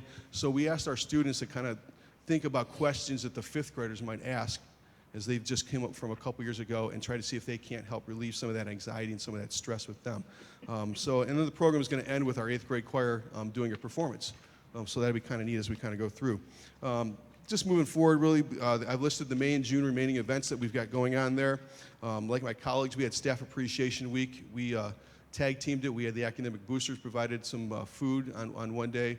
Mark and I did a few things throughout the course of the week with lunch and some treats and things like that, and some raffled prizes. And then we finished off with our parent group, solicited some donations from their group themselves, and provided a nice lunch for us. You have a copy of our latest edition of the student newspaper. Again, I think is probably it is the best newspaper I've seen at a middle school level along my way. And finally wrapping up, again, Dane did a great job from a student accomplishment, but also we took some time to recognize Mrs. Horvath and Mrs. Ismars because we celebrated Administrative Professionals Day, the end of April, as well as School Nurses Day with Christy Burns, and all of them do a great job, just like all the staff does at the building. So that's all I got, and thank you very much. Thank you. Thank you. Mr. Weatherholt? My board report should be pretty quick. If you look at your packet, it's only about 10 pages long. So let's get started. I'm really not going to go through the whole thing. There's a lot of good information in there, I thought, that you guys would like. 1X plays, ACTs, how many kids, about 150 students took the ACTs, GH choir, award ceremonies, and on the very last page, there's a date sheet that goes over events that have already happened and the ones that are continue to happen for the rest of the school year. But I did want to take a moment to thank my staff to help me put these together. They've been helping me all year. I put out just a memo and just asked them for positive feedback, what's going on in the building.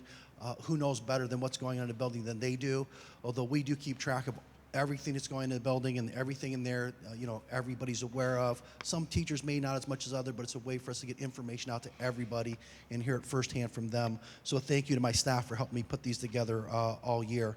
Mrs. Szymanski's CP class has been working in the 505 Media Center lab to utilize the Microsoft programs that are placed in that Media Center lab.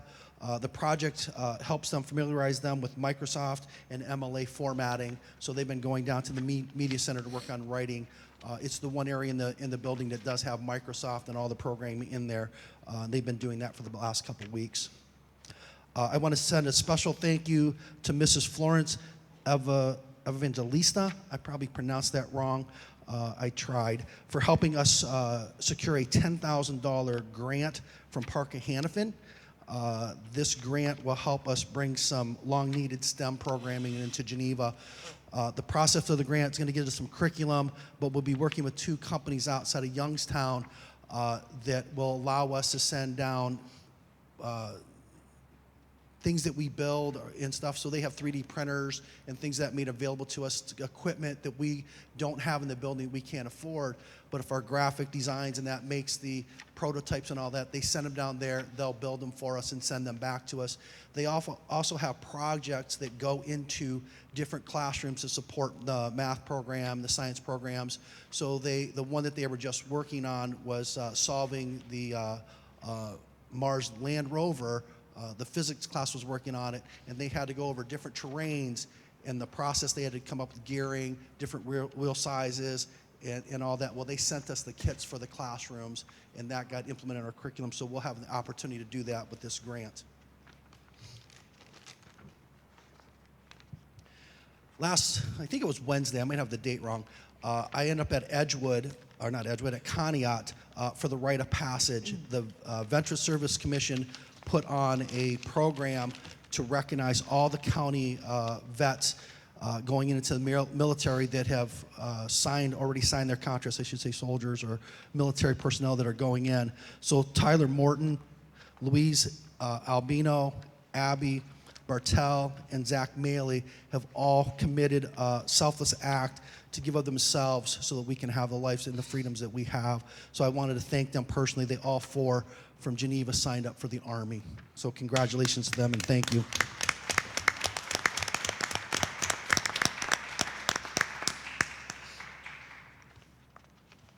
I thought when I was coming up here, when the board meeting first started, I was going to say congratulations to the boys baseball team. They were playing Niles tonight in the sectional finals, and they were winning when the board meeting started. They ended up losing 3-5, but what a great season to get down there. They were the underdogs. They were the underdogs against Perry. The other day they beat Perry to get to Niles. They just got eliminated, but what a great season they've had. Congratulations to them. The boys track team is at districts today running. They'll run their finals, I think, on Friday, but they're down there today running to try to qualify for the district finals, so good luck to them.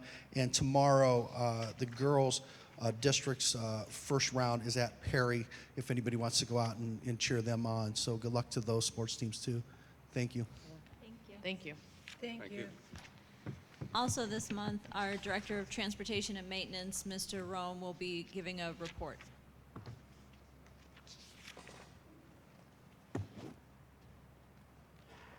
Good evening, everyone. Good evening. Hello. I wasn't hiding. Hey, I'm a little disappointed we didn't get staff appreciation this. Sure. Our main goal over at the bus garage, just to make it real clear to everyone in the bus garage and up here, is safety.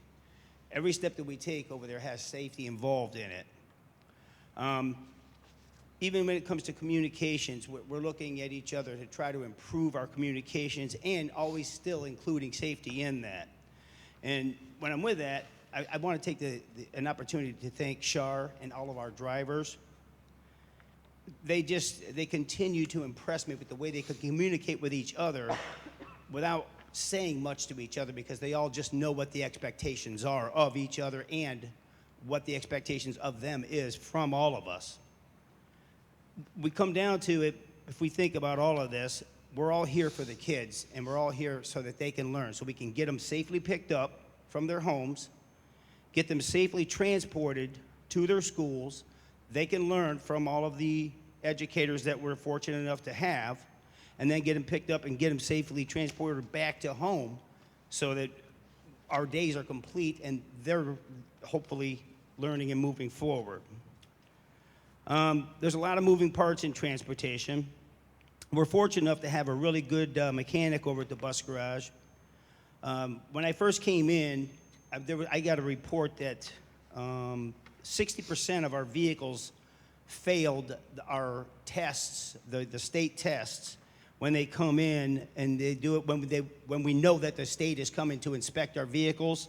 60% of them failed last year. Well, as of right now, we've inspected 1/3 of our fleet of our school buses, and out of that 1/3, we have a 0% fail rate right now. So I'm real proud of that. We've moved some things around, but also I do have to say, remember, out of that 60% of fail rate, it could be for a bottle of water sitting an aisle away or something. Maybe some bottles sitting outside of a trash can.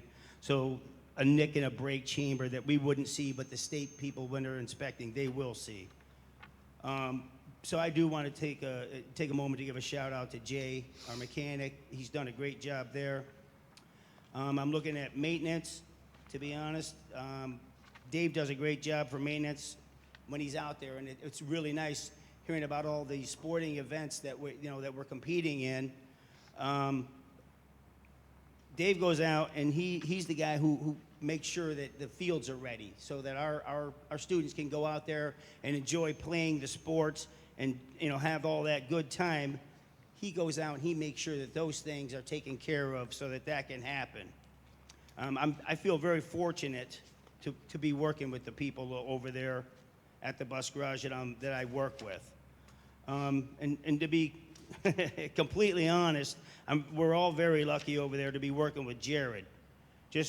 Jared shares all of his knowledge with everybody over there, and it's funny, and I have a note here that Jared shares his knowledge of, well, everything. It's Jared. So when Jared tells us something, we all know that it's fact. If somebody calls us and says, hey, a water fountain's not working, Jared doesn't even have to go. We just say, hey, Jared, the water fountain's not working. Yeah, go do this and this, and then it'll work. It'll work exactly like you wanted. So I just feel very fortunate to be here. And I honestly want to take a moment to say thank the superintendent, thank the board we recently purchased a landscaping trailer. This thing is really working out well for us. It gives us the opportunity to haul around our mowers. So far is all I've hauled on them. But to get from school to school to make sure that we're getting grass cut and giving us the opportunities to get the things done that need to be done at these buildings. Thank you very much. I appreciate your time. Thank you. Thank you. All right, where's our switch? Oh, you can just put it on the stand. Yeah.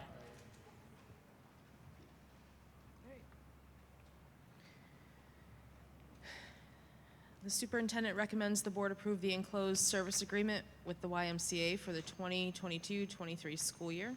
Move. Second. Discussion? I have some comments on this. This is obviously the agreement for our latchkey program. So just a couple points that I wanted to make on this. Both the times and locations will remain the same as they were this year. They're more than happy to hire people from our community and plan on sending out communication and materials following the potential board approval this evening. So if anyone is interested in working, please contact my office. They're also a state licensed Step Up to Quality Award winner. Additionally, they can provide care on days where there's either no school or it's a snow day, yet the location for those days would be at the Y in Ashtabula. There's no charge to the district for this program, and families can apply for assistance if needed from the Ohio Department of Job and Family Services. So hopefully more of our families will be able to take advantage of this service starting next year. Any further discussion? Yeah, Dr. Treharn, so how do families sign up? Are we going to put that on our website, or how do families? Yep, the Y is going to start sending out marketing materials pending, obviously, board approval this evening, and communication about it, yes. Okay, thank you. Yes. Roll call, Mr. Lillie? Mrs. Milliken Dixon, Yes. Mrs. Ortiz, Yes. Mr. Arndt, Yes. Ms. Fisher, Yes. and Mrs. Metzler. Yes. The superintendent recommends that the board approve the following resolution authorizing the naming of the tennis courts to the Bradshaw courts. I'll move. Second. Discussion on that? I just wanted to say, well, I certainly didn't have the opportunity to meet and get to know him. I think this is a wonderful way to honor him and his legacy. And from what I've heard, he has certainly dedicated his life to the school's tennis and was very well respected in the community. And I think that Mr. Lillie, who probably knew him a little bit better, would like to share some things as well. Yes, not being from Geneva originally, I may not know Coach Bradshaw as well as some of the people in the audience, but I first came to know him back in the 70s when I played against his great tennis teams. And, you know, he was the kind of guy you wish that you had for your tennis coach. This is a fitting tribute to Coach Bradshaw, and I know that the Geneva Tennis Foundation's wish was to honor him in person this summer, but unfortunately, he recently passed away. Coach Bradshaw had a great influence on many people. He had a great faith, and he developed character.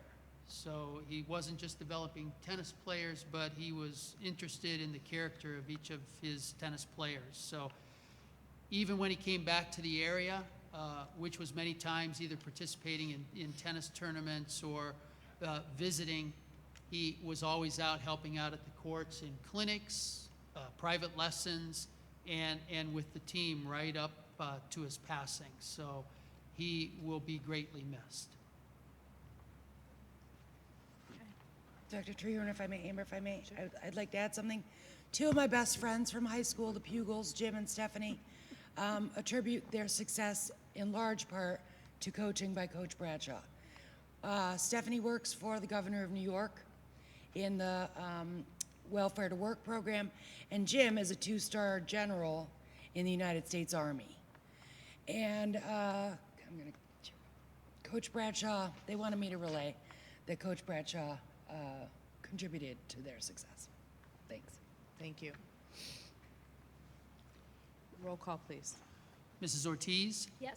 Mr. Arndt, Yes. Ms. Fisher, Yes. Mrs. Metzler, Yes. and Mrs. Milliken Dixon. Absolutely, yes. The superintendent recommends that we continue our membership in the Ohio High School Athletic Association for the Geneva High School and the Geneva Middle School in grades 7 through 12. Move. Second. Discussion on this? I have a question. Does this have anything to do with, Mr. Weatherholt, with what you were talking about last month about having a different conference? This is not that, right? Yeah. Okay, thank you. Any other discussion? Roll call, please. Mr. Arndt, Yes. Ms. Fisher, Yes. Mrs. Metzler, Yes. Mrs. Milliken Dixon, Yes. and Mrs. Ortiz. Yes.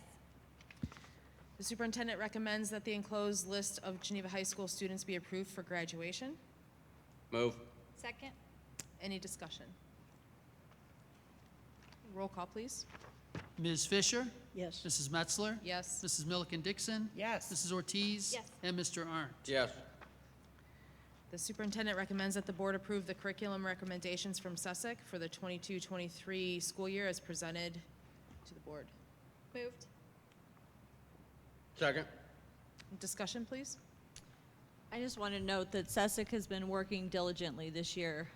I've been told that we've met more this year than in any year past, but I guess that's a good thing because some of the things that are coming out of the committee, I think, will be extremely beneficial to the district. So 2 of the items that are in this attached summary or recommendation are a textbook adoption evaluation rubric, as well as a world language exploratory course at the middle school that will be offered to our 7th and 8th grade students. And SESIC is chaired by Assistant Superintendent Mr. Liebert and has a combination of both teachers and administrators on the committee. Roll call, please. Mrs. Metzler, Yes. Mrs. Milliken Dixon, Yes. Mrs. Ortiz, Yes. Mr. Arndt, Yes. and Ms. Fisher. Yes. The superintendent recommends approval of the revised pay-to-play policy and fee payment form to take effect with the 22-23 school year. Moved. Second. Any discussion on that? This didn't really change, just the dates, right? Right, no substantive changes here, just date changes and the dates for when the fees are due. Okay, thank you. And the piece about bringing it to the media center, right? I'm sorry? And we added the piece about bringing it to the media center? Or changed it, or why is it highlighted? Oh, the pay to participate fees? Yeah. Oh, yes. They can bring it to either location, depending on the date that they're paying it. That's in addition to the, but During the school year, when the secretaries are in, they take the pay to participate payments, but prior to their starting, they can pay it, used to be at the board office, but with superintendent secretary over at the Okay. media center, they're being directed there. Got it. So she can issue their receipts and so on. thank you. You know, we may want to make clear to, like, boosters and things to not collect it. There's been some issue when I was on Music Boosters with the parents wanting us to collect it at first day of practice and that sort of thing, and I don't know how we can make that clear to the boosters, maybe that that's not their role, that the parents need to take it directly to the media center. Does that make sense? Yes? Yes. Thank you.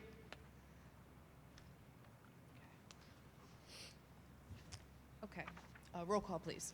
Mrs. Milliken Dixon, Yes. Mrs. Ortiz. Yes. Mr. Arndt. Yes. Ms. Fisher. Yes. And Mrs. Metzler. Yes. The superintendent recommends that the board approve the enclosed student athletic policy handbook for the 22-23 school year. Move. Second. Discussion? I have a question. I read it and I couldn't find, do we have a policy in place about conflicts? What happens when a student is required to be in 2 places at the same time? I don't know if that's in here. I don't know. I can find it. Do you know what I mean? If there's a baseball game and a play, for example, what happens then? It's number 13 on page 7. It's addressed in there. But thank you, because I didn't know the exact page Well, I number. had it open to that page. Yes. I apologize. Okay. Thank you. Any other discussion? Roll call, please. Mrs. Ortiz. Yes. Mr. Arndt. Yes. Ms. Fisher. Yes. Mrs. Metzler. Yes. And Mrs. Milliken Dixon. Yes. The superintendent recommends that the board approve the enclosed preschool parent handbook for the 22-23 school year. Move. Second. Any discussion? Roll call, please. Mr. Arndt. Yes. Ms. Fisher. Yes. Mrs. Metzler. Yes. Mrs. Milliken Dixon. Yes. Mrs. Ortiz. Yes. The superintendent recommends approval of the revision 1 of the 5-year forecast and assumptions for the fiscal years 22 through 26. Moved. Second. And discussion. I have a question. Mr. Lillie, I thought you were going to present this. Is that a different thing? Oh, you're doing that now? Yeah. Before we vote, you're doing it? Yeah. Yes. Thank Yep. you. Are we stepping down? Yes, Mr. Marker John will be putting the screen down and Lowering the lights.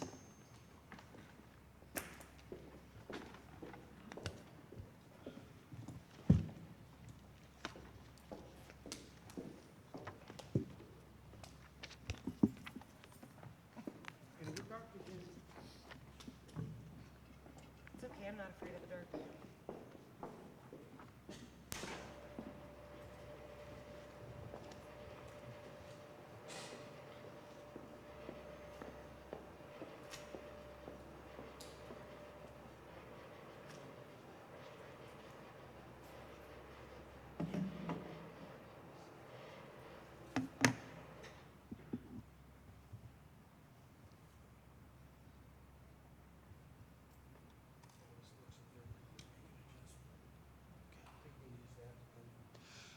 While we're waiting, use this, for the presentation to show up, I do want to remind everybody this 5-year forecast is required by the State of Ohio Department of Education and the Auditor of State's Office. It has to be first filed in October or November of each year, and then a revision has to be completed in April or May to update the 5-year forecast. The 5-year forecast serves as the board's financial projection of both revenues and expenditures, and then the balances that they create. Not yet. Geneva's 5-year forecast right now looks better than it ever has in terms of growing cash balances due to a number of things that we'll cover.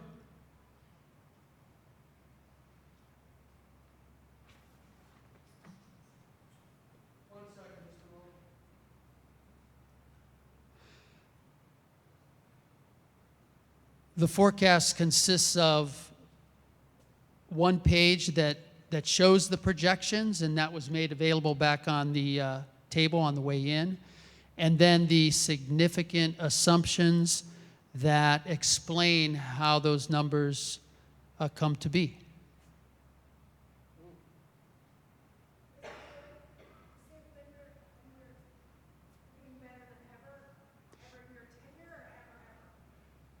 Well, ever since the 5-year forecast started, which was early in my tenure, but as I will show in one picture up here, and as we've reported at board meetings, we have struggled financially for a number of years with the passage of the school district income tax levy. Things are changing with the money received through the federal government and the state of Ohio for COVID relief has created a situation where our financial picture is much improved.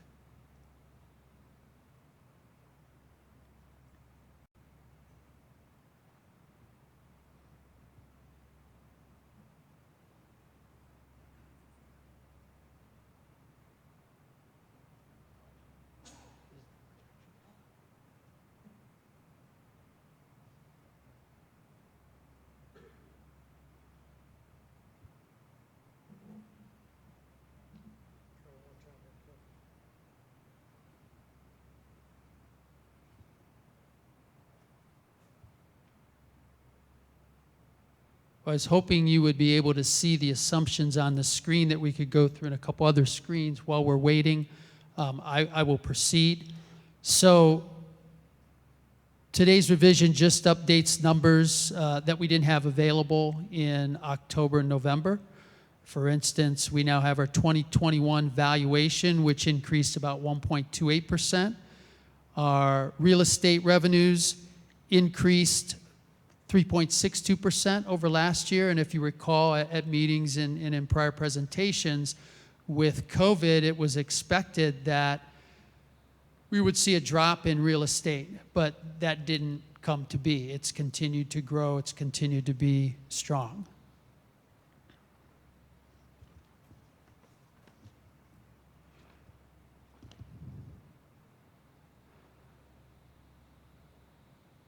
For the school district income tax, the assumptions would show a little chart. This began to be collected in 2019. In that fiscal year, there was only one collection in April, and it was brand new, so it was very small. and it has grown from there. This school district income tax was originally certified by the Ohio State Tax Commissioner as based on our percentage raising $3,330,000 a year once fully collected. But based on the way it comes in, many times it grows beyond that because you're collecting delinquencies and other things just like real estate property. But this is growing more than we anticipated, as the first full year of collections was $2,630,592. Last year, full year of collection was $3,477,623. So that's already over the amount that was certified. And this would also be if our Ohio adjusted gross income in the school district grows, this would grow with it. For fiscal year 22, with all of our collections in, the last one being at the end of April, we've received $4,010,831. This is another item that was expected to be affected by COVID, and they based that on what happened in the recession back in 2008.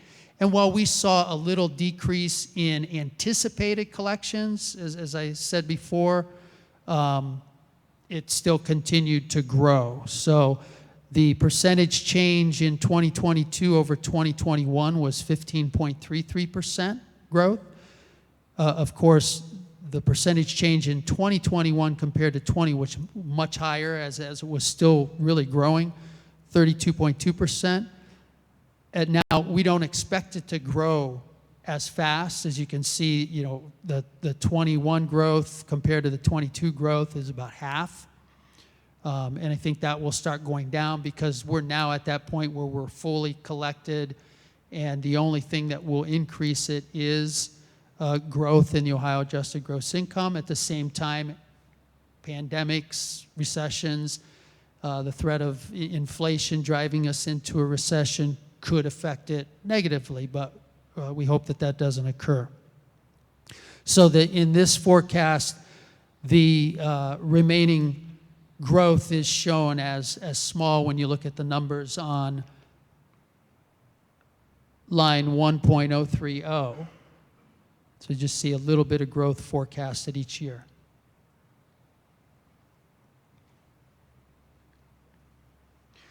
The big thing that I hope to show up here was the changes in state funding. I had one slide showing you our foundation settlement from last year and our foundation settlement for this year. The foundation settlement is the payments from the state that we receive, lays out how we're receiving it.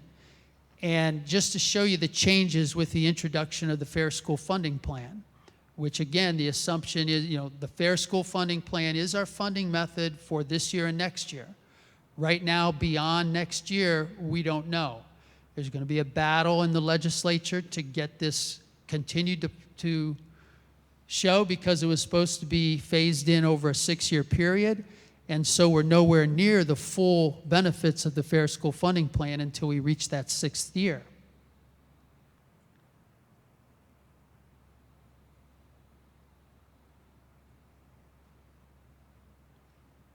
Okay.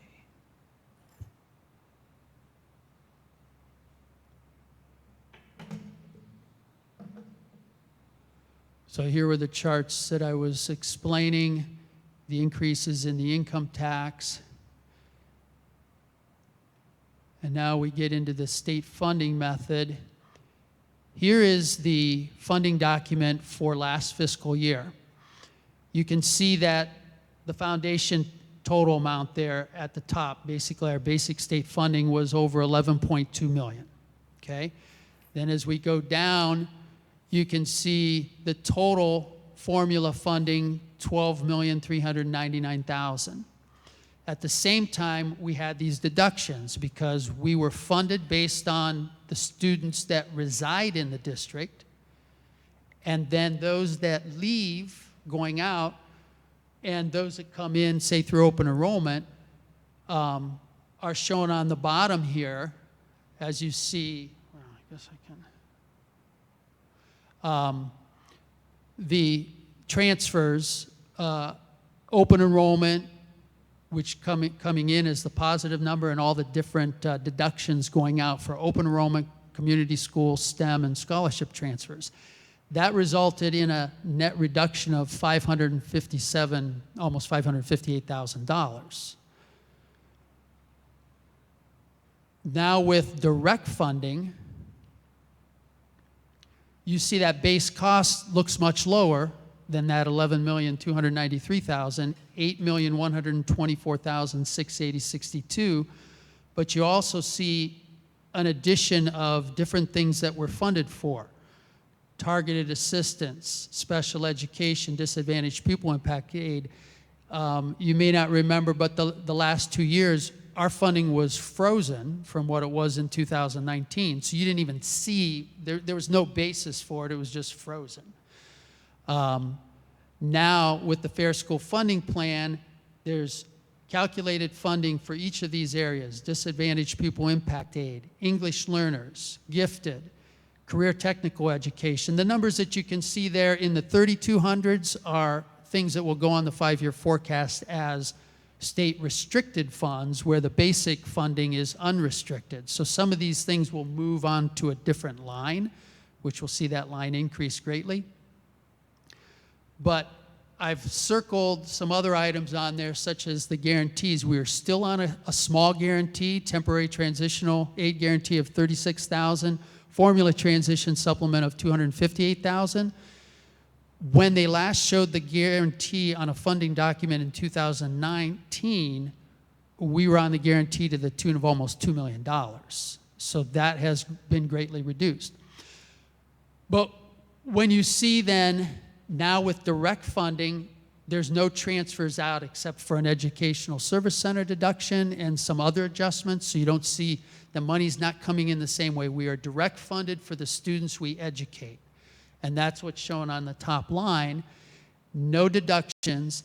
And so if you look at the total state support circled up there of $12,173,000, this would compare to the number that I wrote in there if we take the total funding formula aid and subtract the net transfers. Last year we got $11,841,000. This year we're getting $12,173,000. So the Fair School Funding Plan gives us more money. Some of those areas are things that increased transportation, which we haven't even seen on the funding document, which was down to about $434,000 for us. Transportation funding has increased to $599,000. Preschool special education funding has increased.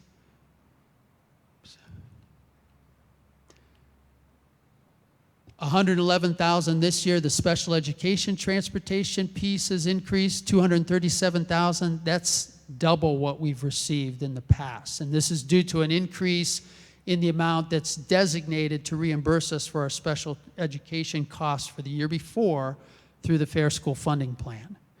So I'm proud to have represented that group on the Transportation Committee, and we did get a number of things in the legislation that have improved the funding of transportation, the importance of getting kids transported to school on that yellow school bus.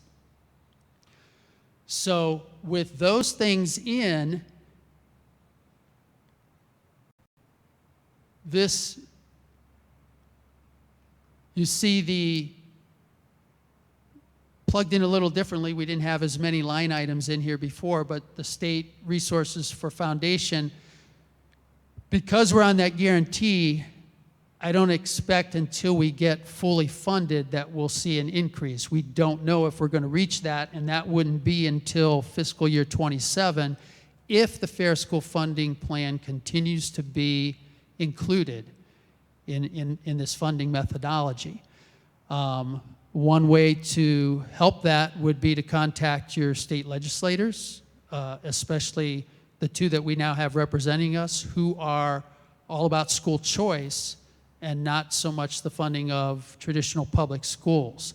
So they're going to need to hear from the public in order for this to continue. And like I said, it's going to be a battle in the legislature. We've lost our the founding fathers of the Fair School Funding Plan: John Patterson, Bob Cupp. John Patterson was term limited not this past year, but the year before. Bob Cupp goes out at the end of this year. So we have to find new people to help us in the legislature. And we know that we have a Senate president that has his own ideas about school funding, who's also driven by school choice, which is basically taking what is public taxpayer money and sending it to private and parochial schools. You see the increase in total restricted aid as those items: student wellness and success, disadvantaged pupil impact aid, career tech, which had been there, English learners and gifted are added. The disadvantaged pupil income aid replaces what was labeled on here as economic disadvantage aid. And then we also will see a catastrophic cost increase, as with the Fair School Funding Plan, 10% of the special education funding is deducted from school districts to help with catastrophic costs. This is important because catastrophic costs, these are costs of high-cost students, and the state has a formula for reimbursing some of that cost to districts. But based on that formula, they've only been able to appropriate, or they've only appropriated anywhere from 15% to 34% of those actual costs. So this additional funding provided through the increase in special education funding is supposed to help increase that catastrophic cost reimbursement, which we are still waiting for. Probably won't come to us in June, but all the filings were due at the end of March. Property tax allocation. This runs off of, as a percentage of our real estate collections. You know that the 10% is the owner-occupied home reimbursement, and then there's an additional, 10% is the rollback, and 2.5% is the additional amount for owner-occupied homes, and then there's also a homestead reimbursement. This percentage has continued to decrease, and I checked with the county auditor to see what insight they may have to what that is. They said in Geneva, we've had a lot of properties go from owner-occupied to rentals and Airbnbs, and that this might explain why this percentage has been dropping, because we would be losing that 2.5% reimbursement for the owner-occupied, and it would be getting down to close to 10%. As you can see, in fiscal year 19, as a function of our real estate collections, it was 12.58, 11.95 in 20, 11.42 in 21, and this year, the lowest it's ever been, 10.96%. So while this number has actually decreased, I don't expect it to get much lower as a percentage, and because our real estate collections have grown, rollback and homestead as a whole will increase slightly each year.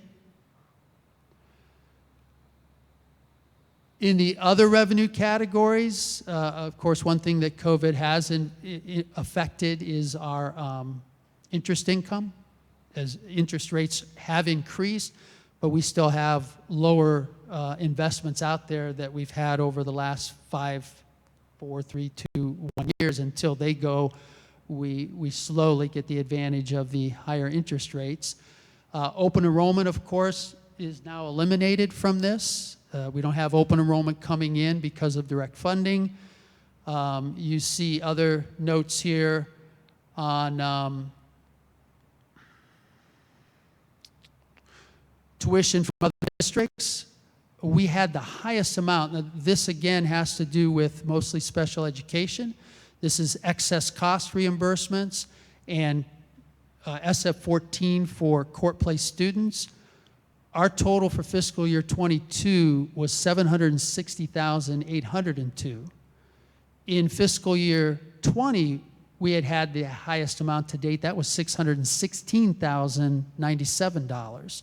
So we've had a large increase in our excess cost reimbursements and in our SF-14, which is money coming in from other districts for students that we are educating that were their responsibility.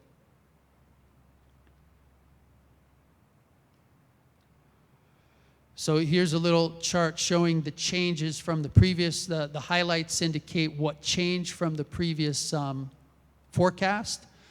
And you can see, if you look at fiscal year 21, project other local taxes, which is the manufactured homes tax, to decrease a little bit as it went from $45,945 to $40,834. Preschool tuition was affected by COVID. And so hopefully that will build slowly up. This is the tuition only for typical students that are accepted into our preschool out at Austenburg. Open enrollment, you can see the number that we were receiving last year, over 1.2 million, that goes away because of direct funding. Interest income dropped. It was projected to drop from last year to $64,785, and then hopefully it'll start rebounding as we get more and more higher investment rates, as long as that holds and doesn't go back the other way. Pay to participate fees, miscellaneous things, all part of that. Another, let's see, not in here. We had in all other financing sources, we had a large reimbursement from the ESC for OT and speech as part of the reimbursement from the tax levy that funds DD.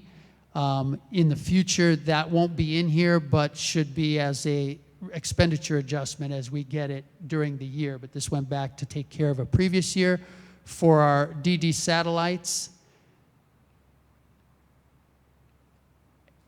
and so, you know, you see some increases there that the state funding gives us, that the school district income tax gives us, and that the real estate gives us.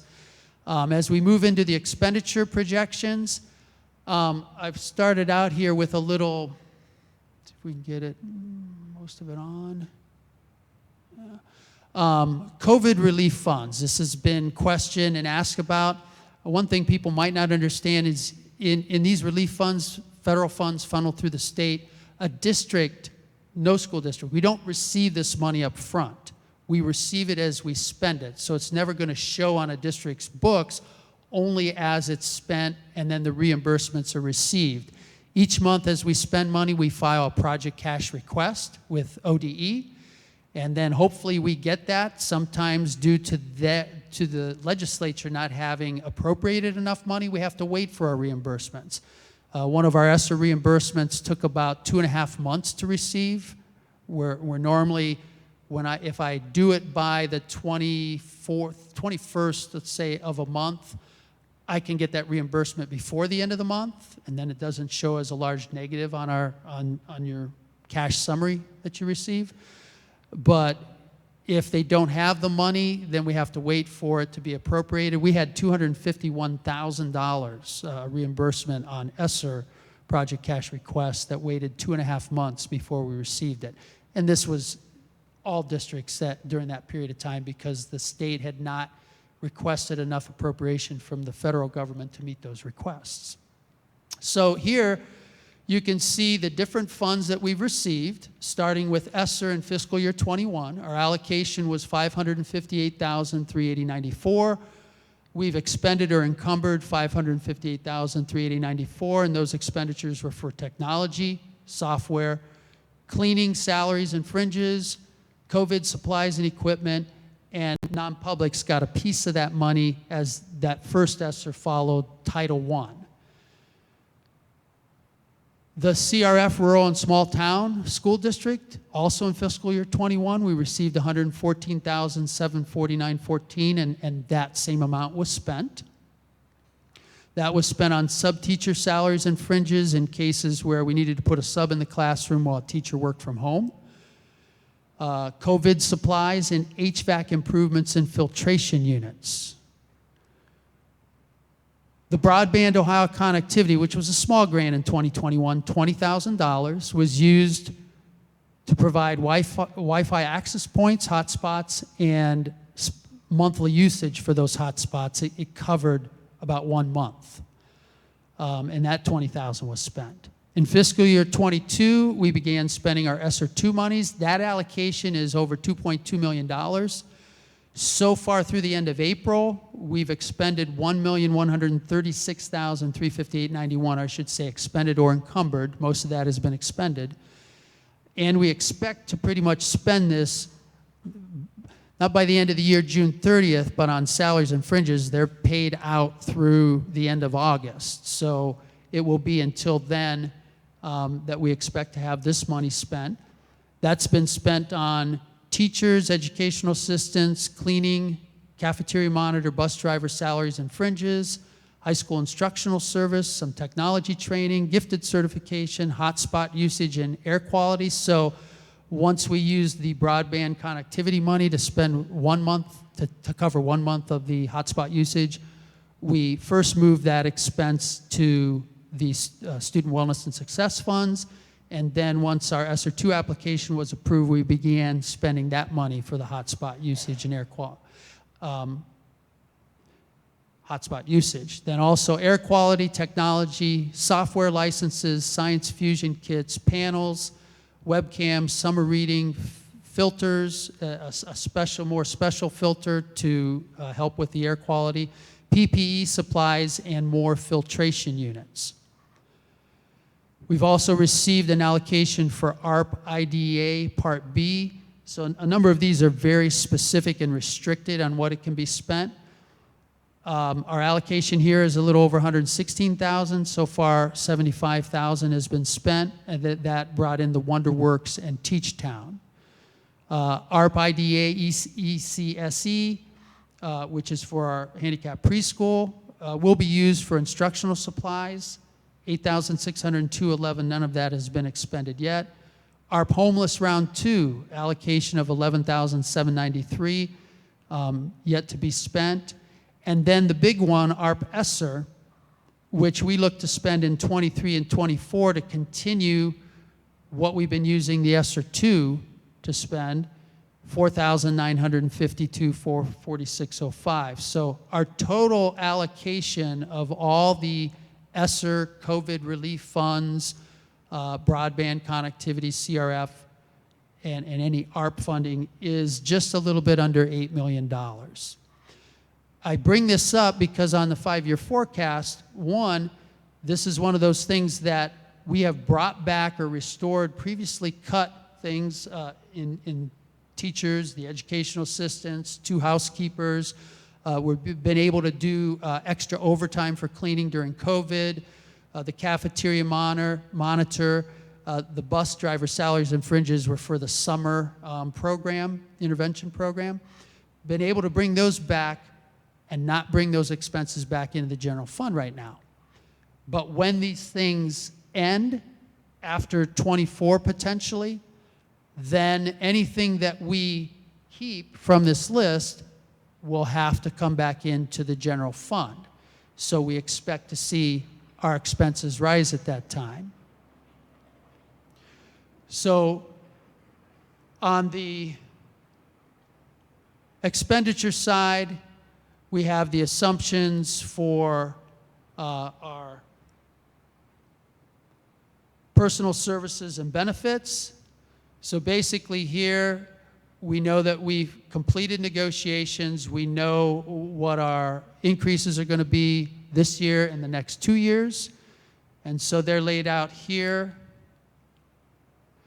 where we expect, again, mentions the planned cut restorations were moved to ESSER funds, but elementary and guidance and some bus driver positions remained unfilled this year. An increase of 4% is shown through fiscal year 26, but once ESSER funds are exhausted, any positions that are continued, we'll hit the forecast in fiscal year 25 at about $700,000 in salary and $350,000 in fringes.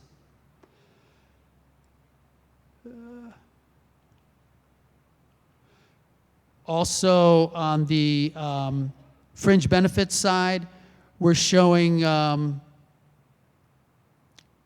5% medical increase in fiscal year 22, a 10% medical premium increase is built into the overall increase of 7% for the next 4 years,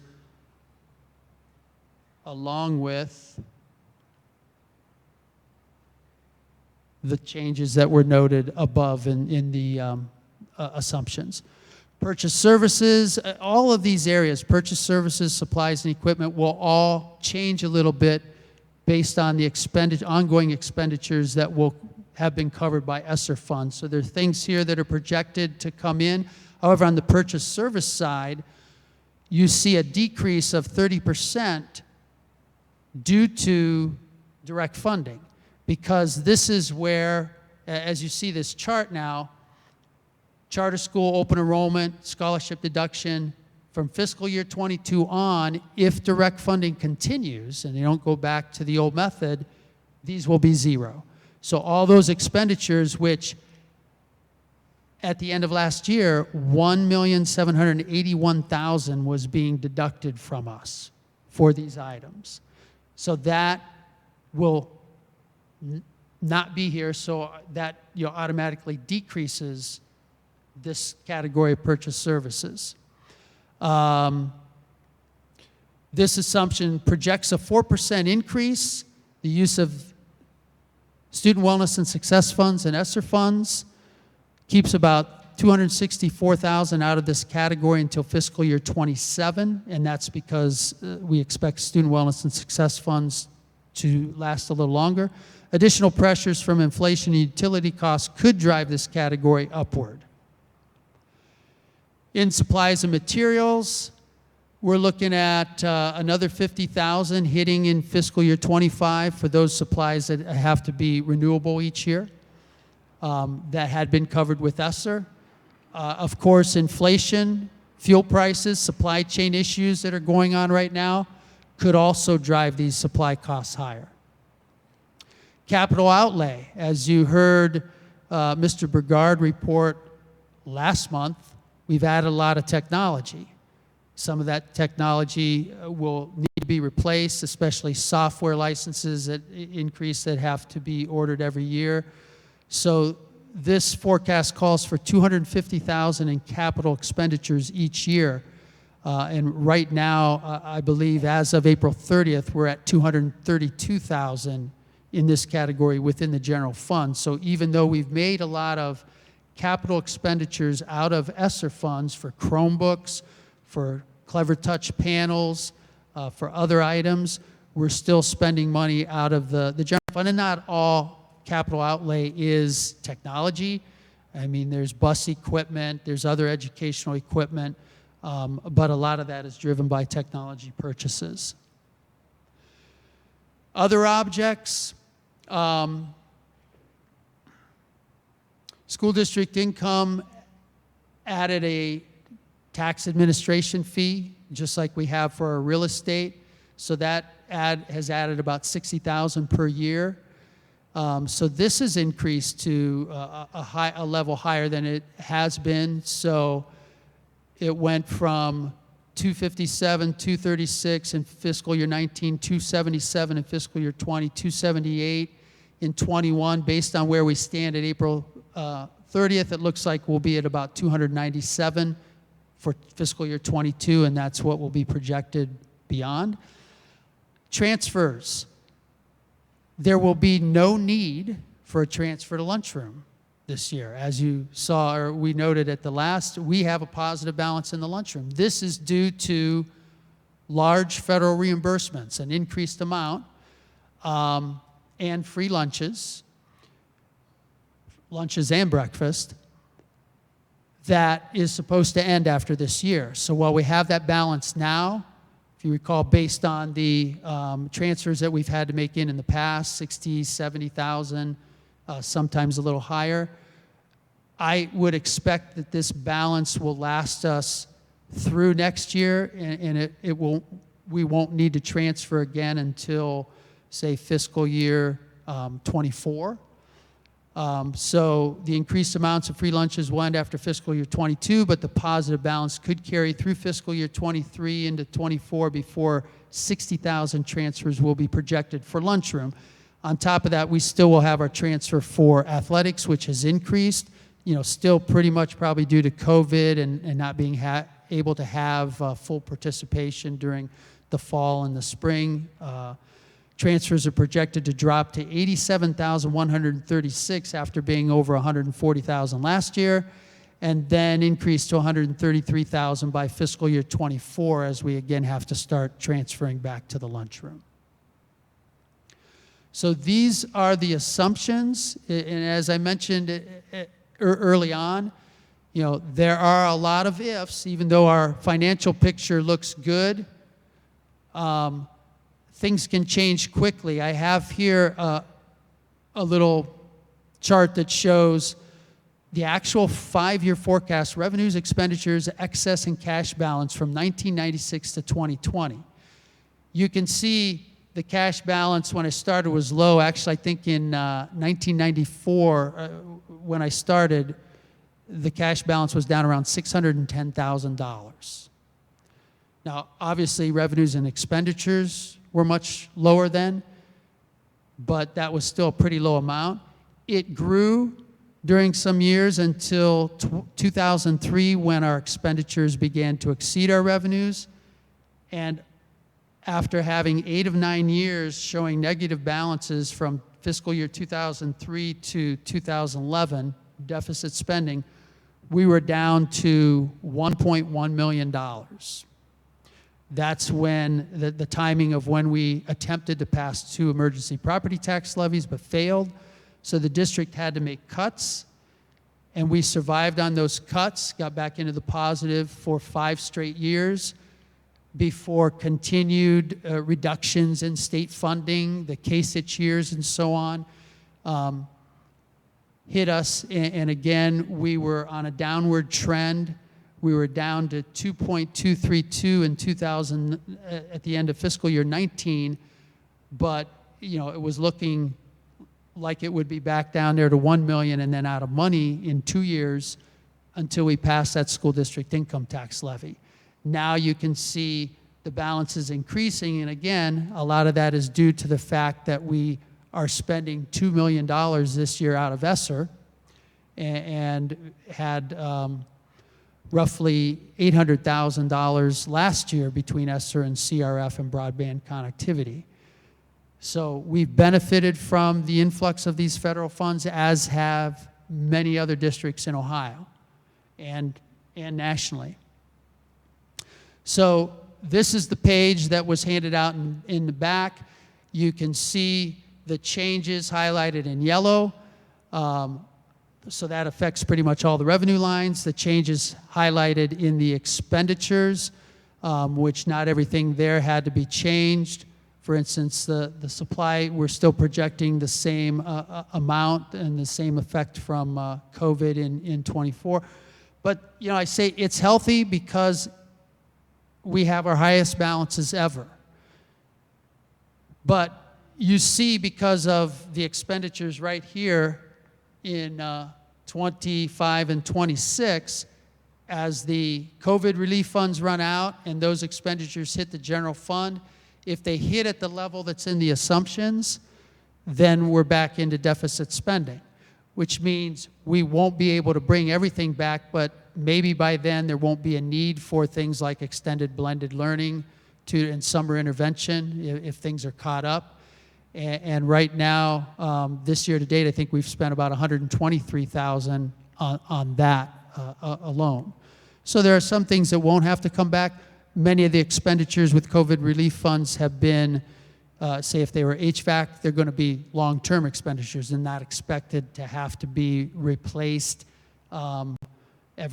within 5 years, 6 years, 7 years. They should last for a while, so we don't have those expenditures. And they're not included in the expenditures shown here. But I just show this or note this as, we continue to have to be diligent and we have to make decisions according to the five-year forecast to keep that. I do hope to bring to the board, again, according to our strategic plan, we want to adopt a cash balance policy.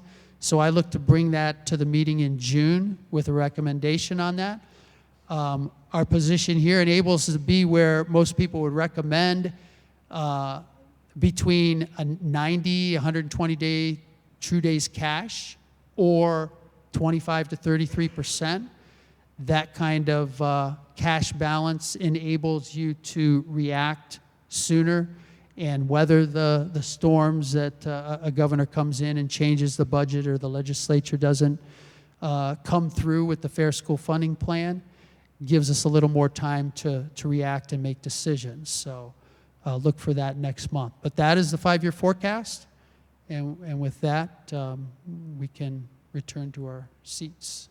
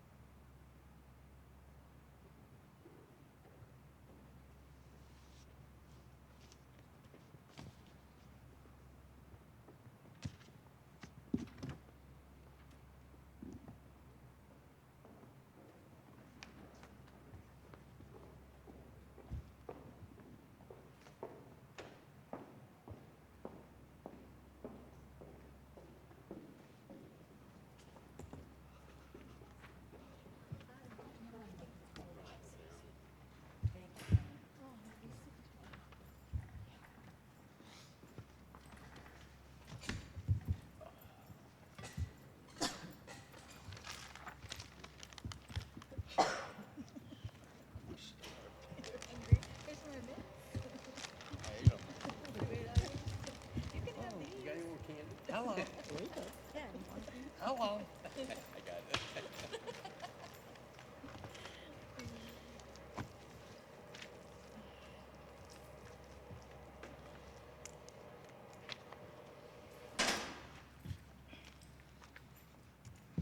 Okay, so we've already got our motions.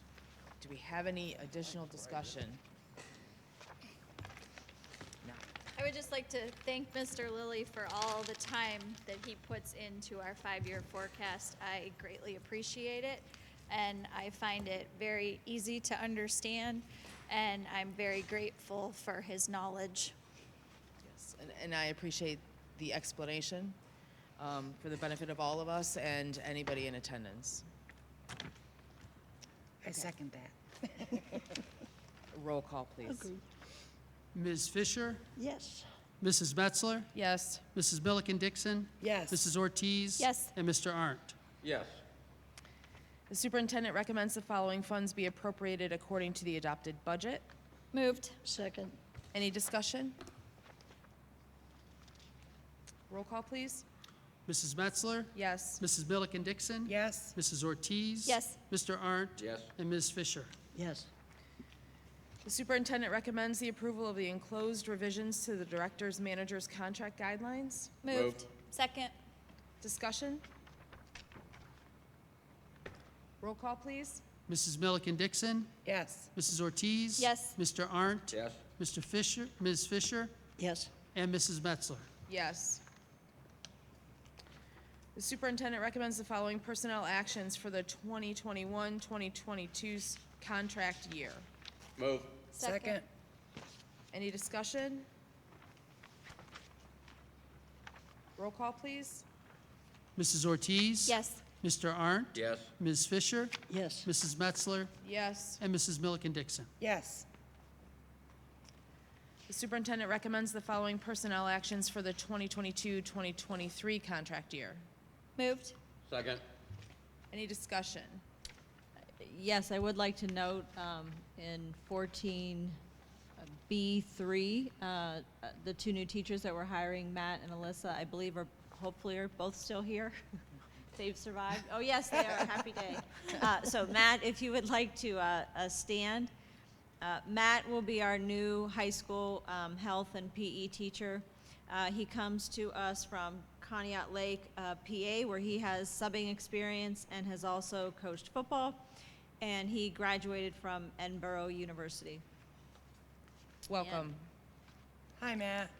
Welcome aboard.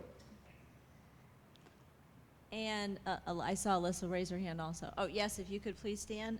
She will be, I'm so excited. I never thought I would say this year, but I'm happy to say she will be a new elementary school counselor. Yay, Alyssa. Yes. Not that we don't value Matt as well, but Matt, we've had a shortage of counselors, so this is important. Yes, so she is from Ashtabula and has been working as a school counselor in Niles for the past 3 years and graduated from Kent State University. So we are very happy to have both of them join us next school year. Yes, welcome to you as well. Thank you both for being here tonight and hanging out with us this very long meeting. Okay, roll call, please. Ms. Fisher? Yes. Mrs. Metzler? Yes. Mrs. Milliken Dixon? Yes. Mrs. Ortiz? Yes. And Mr. Arndt? Yes. This is now the second hearing of the public. If there's anyone that would like to address the board, you can step up to the mic, and same time frames apply, and we'd ask you to state your name and your address.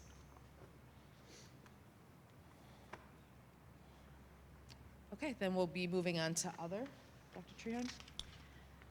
Well, I hate to say as this meeting has gone long, but I do have a lengthy list of reports in my report, or I should say updates in my report.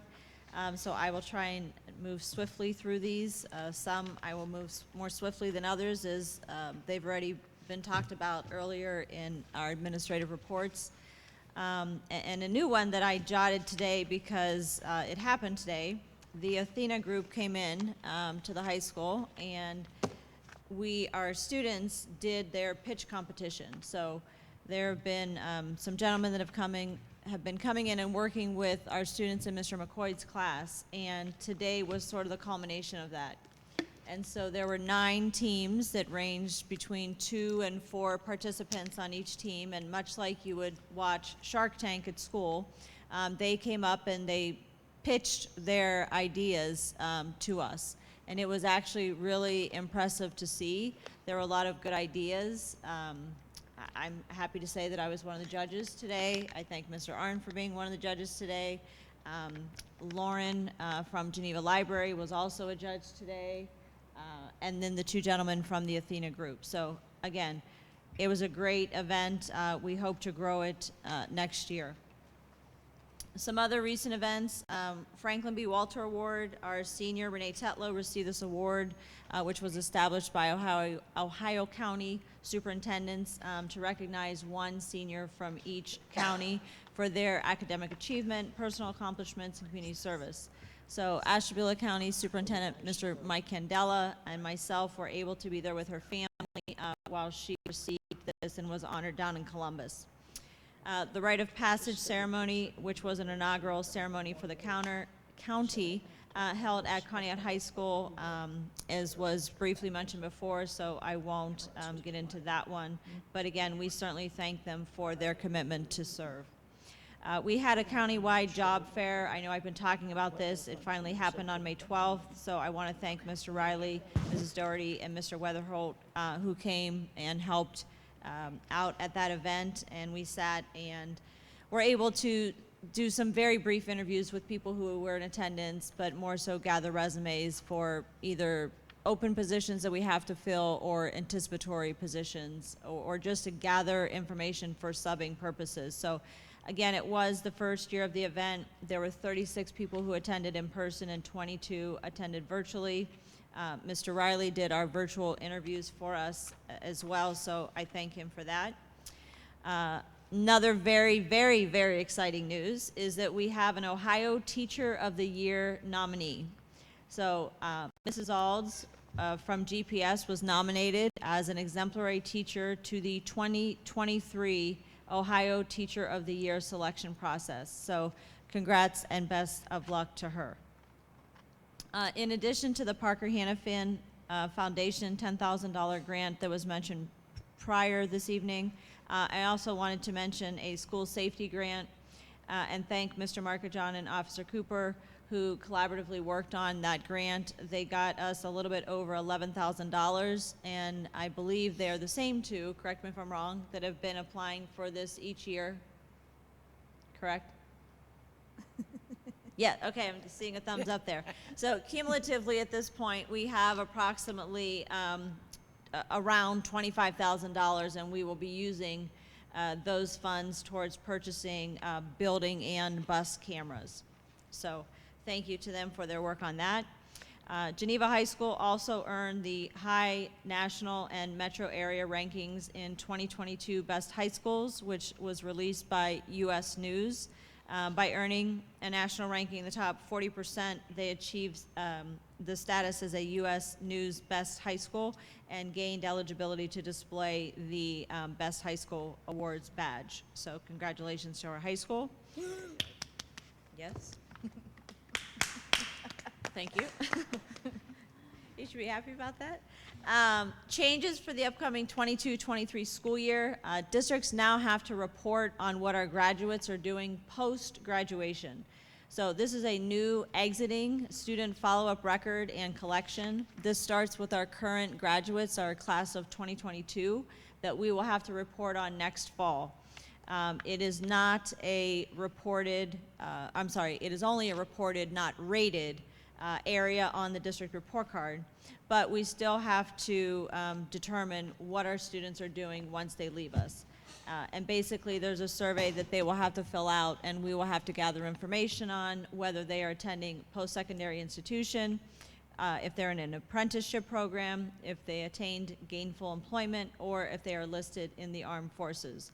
We kind of felt when we met as a group there should be a fifth category of other, in case someone doesn't fit in one of those 4 categories. But again, it is a new requirement for districts that we will have to follow up with our graduates on. Is this a state or federal requirement? State, I believe, yes. Student devices, so at our last administrative meeting, we collectively decided that we would send devices home with students over the summer in grades 6 through 12. So obviously we'll be collecting the devices from our seniors. Those will then get redistributed to our incoming 6th graders and our current 5th graders. Those devices will go to the incoming kindergartners as they will move on to middle school. Additionally, we are looking to switch our insurance for devices. So parents had the option this year to purchase insurance on their devices for the students who, predominantly for those who took them home in grades 6 through 12.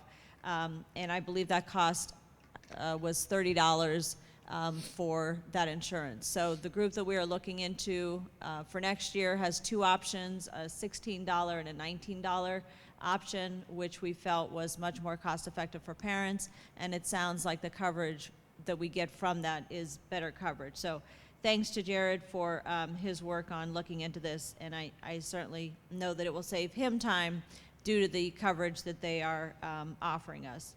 Extended learning, again, this was mentioned previously, but we are holding sessions this summer for our students at all 3 buildings. And then as far as supplementals and starting to plan for the 22-23 school year, we will be bringing back a number of supplemental positions that were previously cut. Those will include 3 student council advisor positions at the elementary level, 4 core area department chairs for grades 6-12, and we have been working with GATA to obtain their input on 3 additional ones that they would like either brought back or added, one of which we would expect to be the addition of a major ed advisor. So those are, tried to be brief there, but I'm sorry, Dr. Treharn, can you say them again one more time, please? The supplementals? The list that you just yes, said? 3 student activity advisors at the elementary and 4 core department chairs, grade 6-12. Student council. Student council. Yes, what did I say? Student activity. Oh, I'm sorry, student council advisors, I apologize. 3 student council advisors for the At high the school. elementary. In the elementary. Yes, 1 in each building. And for grades 6-12, the 4 core area department chairs. So those 7 supplementals, and then whatever 3 that we gain input from GATA on that they would like either brought back or added. Because they had talked about maybe some new ideas of things that weren't necessarily a current supplemental, but they would like to see added as a supplemental. Thank you. Anything else for So other? that'll be June then? Dr. Treharn, I'm sorry, that'll be June that we do the supplementals? Yes. Thanks. Anyone else for other? I have one short thing. I have to publicly thank Geneva High School and Mr. Markajon and Mr. Weatherholt for welcoming me in here as a board member. People are like, oh, what are you doing? Is Denny? I said, no, I'm here school boarding. So that's a new verb that I've coined. I was school boarding that day, and I had a great time talking to teachers and wandering around, and they sort of let me loose in the building, and it was fun. So I want to thank you, Tony and Doug, for that day that I was there. Thanks. All right. The superintendent recommends the board hold an executive session for the purpose of considering the appointment, employment, discipline, promotion, demotion, or compensation of a public employee. I'll move. Second. Any discussion? Roll call, please. Mrs. Metzler? Yes. Mrs. Milliken Dixon? Yes. Mrs. Ortiz? Yes. Mr. Arndt? Yes. And Ms. Fisher? Yes. Thank you all for sticking it out until 9:45 tonight. We appreciate your attendance here this evening, and we will be taking no further action after our executive session. Safe travels.